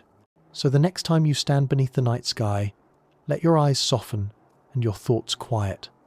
Forget names, forget distances, forget science for a moment. Just listen. The stars are not silent. They are speaking in the oldest language there is, the language of becoming. If you are still enough, you might hear it, a whisper not of sound but of presence, telling you that you are not separate, that you are part of the same light that burns in the heart of every star. And in that realization, perhaps, the universe remembers itself through you. 18. The dreaming earth. Sometimes, in the deep stillness of night, when the air is heavy and the hum of the world seems to fade, it's possible to feel something vast stirring beneath the surface, as if the earth itself is dreaming. Not the kind of dream we know, with images and stories, but a slow planetary awareness that moves through soil, water, and air. The forests breathe, the tides pulse, the continents shift imperceptibly, and through it all there is a rhythm, ancient, patient, and endlessly alive. If we could step outside our own noise for a moment and listen closely, perhaps we'd realize that the world around us is not simply alive but awake, thinking and remembering in a language of wind and gravity. The idea of a dreaming Earth isn't new. Indigenous cultures across the world have spoken of it for millennia. In Aboriginal Australia, there is the dream time, the eternal present in which the land itself was sung into being, and in which every rock, tree and river continues to hold the memory of its creation. In the Andes, the Quechua speak of Pachamama, the living Earth Mother who feels and responds to the behaviour of her children. The Greeks had Gaia, the Romans Terra, the Egyptians Geb. Every ancient people seem to know what modern science has only recently begun to suspect, that the planet is not an inert rock, but a living system, capable of balance, reaction and renewal.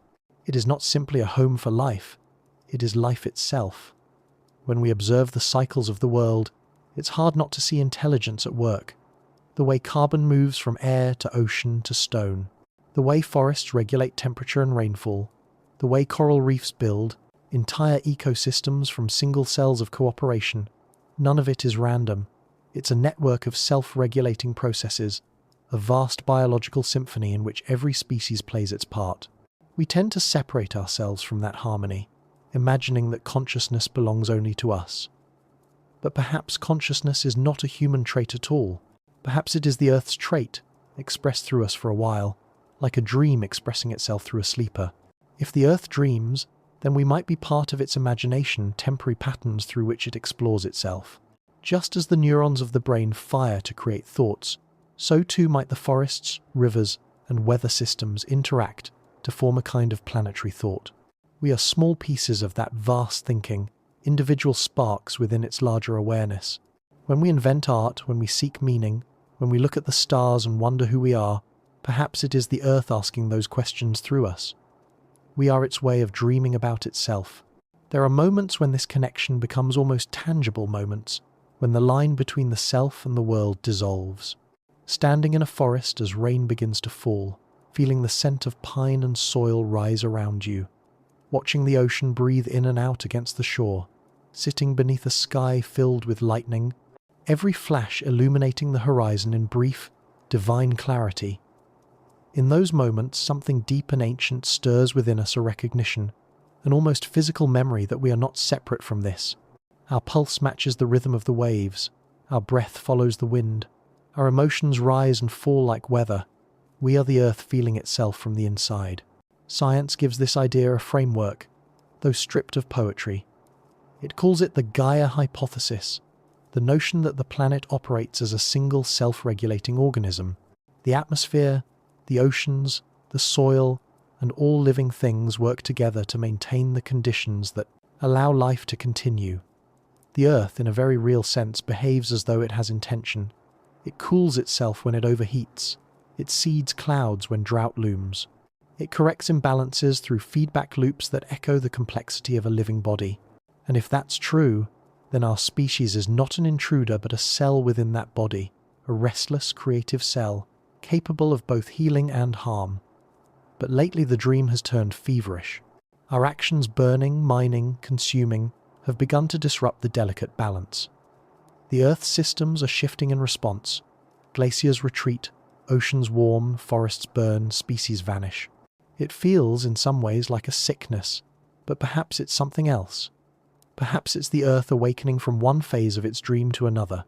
Every fever, after all, is a form of recalibration, a way of restoring balance. The planet has survived ice ages, impacts, extinctions. It remembers how to recover. Whether we are part of that recovery or not depends on how we choose to listen to its signals now.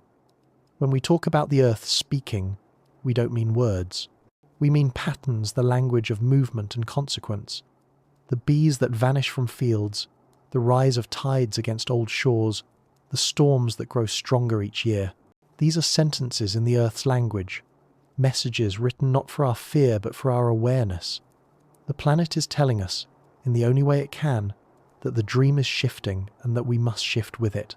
To ignore those signs is not to outsmart nature, it's to fall out of harmony with the larger mind that sustains us. Sometimes I imagine what the Earth's dream looks like from its own perspective, a vision spanning billions of years. In one chapter, oceans form and life begins. In another, forests spread, then burn, then rise again. Then comes the brief flash of humanity, cities blooming like coral, lights glowing across continents, the hum of machines filling the air, a bright, intense dream of movement and creation. Perhaps the Earth watches with fascination, even affection, as we build and explore, just as a mind delights in its own imagination. But all dreams must shift eventually, returning to stillness before new images form. Maybe what we call the future is simply the next dream waiting to be born. If that's true, then death and rebirth are not separate events, but phases of one ongoing thought. Civilizations collapse not into emptiness, but into soil, into sediment, into memory. Their energy is reabsorbed into the greater whole. The same is true of us as individuals. When we die, our atoms return to the world that lent them to us. Our heat becomes part of the air, our minerals part of the ground, our stories part of the collective dream. The Earth does not waste anything, not matter, not energy, not memory. Even forgetting is a kind of transformation, a composting of experience into new growth. To see the world this way is to live differently. It means walking softly, not out of fear but out of reverence. It means recognizing that every action, every word, is a contribution to the planet's dream. When we build, when we write, when we plant or destroy, we are shaping what the Earth becomes next. We are both creators and creations, both dreamers and dream. Our choices ripple outward through ecosystems, through generations, through time itself. And though we are small, the dream listens. It always has. Perhaps, one day, long after we are gone, the Earth will dream again of beings like us, or of something entirely new. Perhaps it will imagine consciousness in another form, one better attuned to its rhythm. Or maybe it will sleep without thought for a while, content in silence, before beginning again. The beauty of a dream is that it always renews itself. The story never truly ends, it only changes perspective. For now, the Earth is still dreaming us. Every sunrise, every tide, every heartbeat is proof of that. We are part of its ongoing imagination, its way of wondering what it can become. And when you close your eyes at night, drifting into your own dreams, maybe the Earth is dreaming through you, too, remembering itself in human form, seeing through your eyes, breathing through your lungs, feeling, for just a moment, what it's like to be awake within its own endless sleep. 19. The memory of light. Light is the oldest storyteller. Long before words or symbols, before the first breath of life or the first drop of water, there was light rippling through the newborn universe, carrying the story of creation across endless dark. Every photon that travels through space is a fragment of that first spark, a messenger from the dawn of time. When you stand in sunlight, you are standing in history. Those rays left the sun 8 minutes ago, but the atoms of that light were born billions of years before, forged in the hearts of dying stars. Every glimmer, every shimmer that touches your skin is a memory from the beginning. Light has no weight, yet it holds everything. It carries the shape of galaxies, the birth of stars, the death of worlds. It reveals and preserves, writing the story of the universe across the fabric of space. Even the faintest star you can see tonight is sending you its record, a message from a place so far away that what you see now happened millions of years ago. The night sky is not a view of the present, it is an archive. Every point of light is a chapter still being written, and you, the observer, are part of its continuation. We think of light as something fleeting, a flash, a beam, a passing glow. But light endures. It travels on long after its source has vanished, carrying with it the image of what once was. In that sense, nothing illuminated is ever truly gone. The glow of ancient fires still moves through space. The light of forgotten cities still drifts between the stars. Even the faint warmth you feel on your face when you close your eyes under the sun is older than humanity itself. To live in light is to live in memory. There's a quiet miracle in the way light moves, constant, unchanging in speed, indifferent to distance. It weaves everything together, connecting galaxies to atoms, stars to eyes, thoughts to form. The photons that reach us have no sense of time. They don't age. They cross eternity as if it were an instant. If they could speak, perhaps they would say that there is no past or future, only the eternal act of moving, of being seen. Maybe that's what light truly is, the universe's way of seeing itself. When early humans first discovered fire, they didn't just gain warmth or protection, they gained memory. The light of the flame pushed back the darkness, revealing the world at night. Shadows danced on cave walls, and those flickering shapes became stories, the first attempt to translate memory into art. In that glow, humanity learned to see itself. We began to imagine gods in the stars, spirits in the wind, meaning in the unknown. Light has always been our companion in understanding. It invites wonder. It awakens questions. It makes the invisible real. Even today, we chase light as though we are trying to remember something we've forgotten. Our telescopes stretch their eyes across billions of light years, capturing the afterglow of creation itself. The faint radiation that fills all of space, the cosmic microwave background, is the echo of the universe's birth cry, still ringing faintly after nearly 14 billion years. We have learned to listen to that light, to read its patterns like music, and in doing so, we've come closer to understanding where we come from. But perhaps understanding is not the point. Perhaps light doesn't want to be solved, it wants to be felt. There's a gentleness to light that belies its power. It moves effortlessly through space, illuminating without judgment. It touches everything, the broken and the beautiful, and reveals them equally. In that way, it teaches us something about compassion. To see clearly is not to choose what deserves light and what doesn't, but to allow everything to be visible. Light never asks the dark to vanish. It simply enters and coexists. In the dance of illumination and shadow lies the balance of all things. The memory of light lives within us too. The human eye evolved in response to it, the mind shaped by its patterns.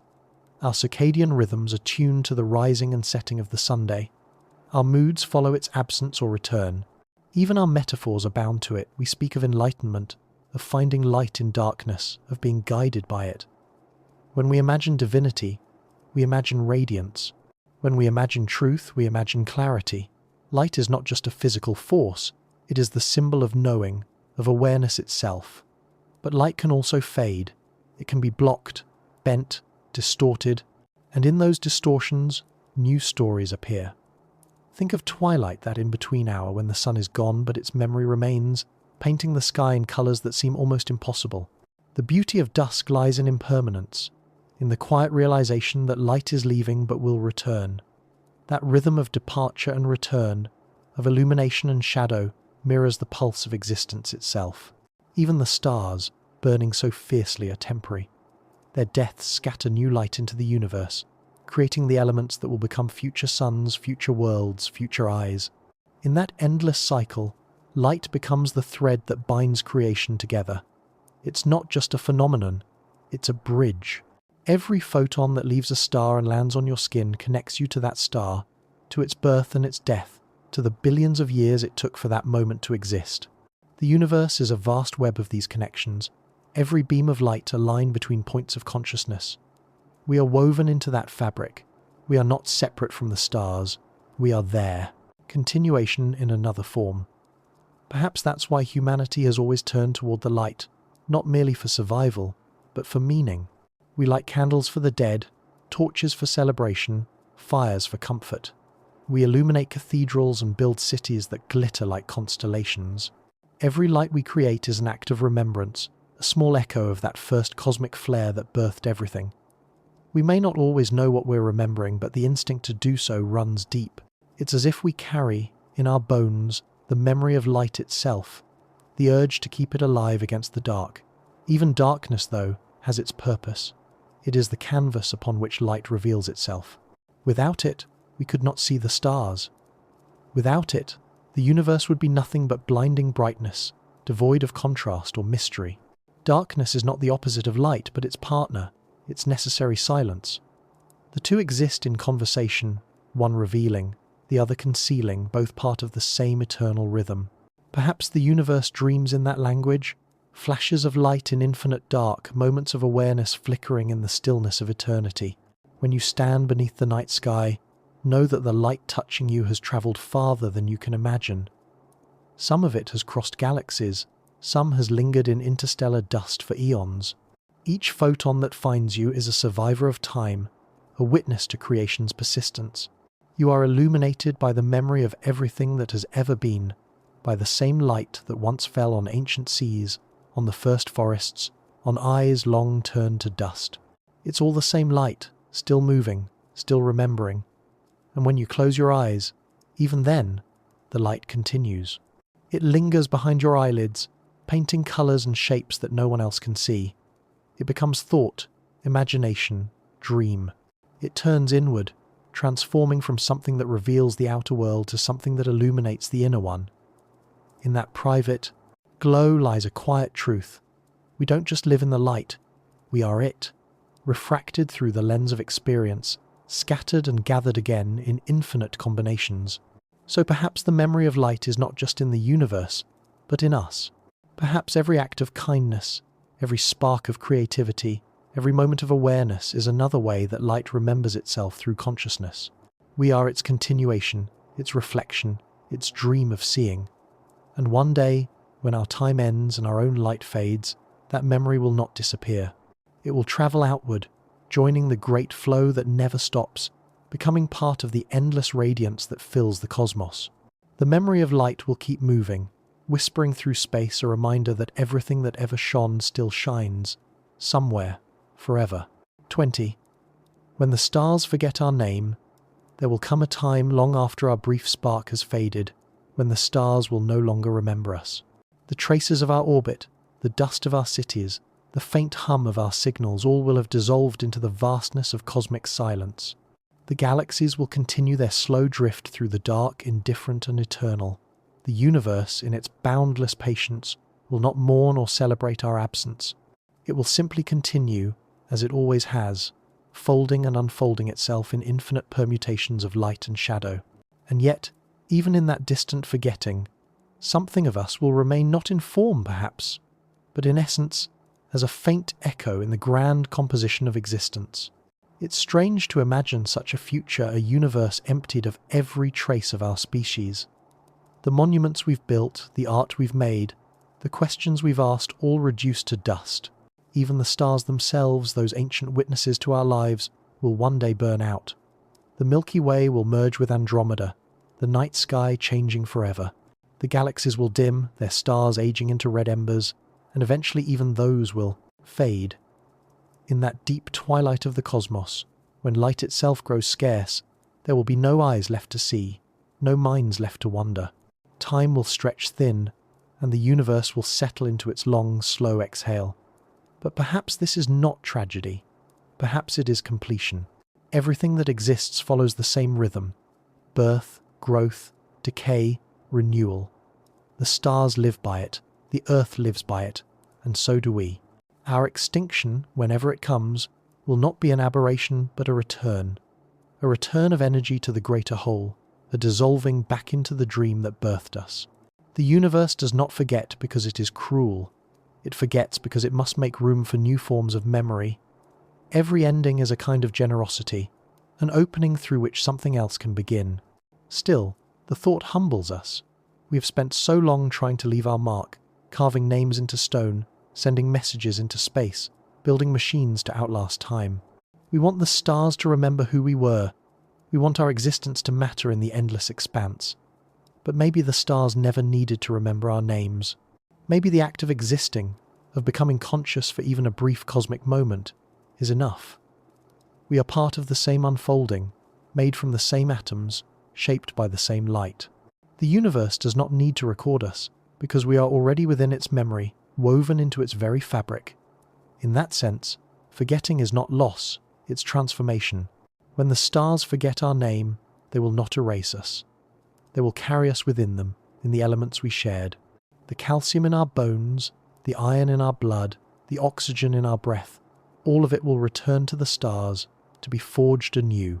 Our stories will scatter across the galaxy as dust, waiting to be reborn as light, as rock, as the seed of another consciousness somewhere far away.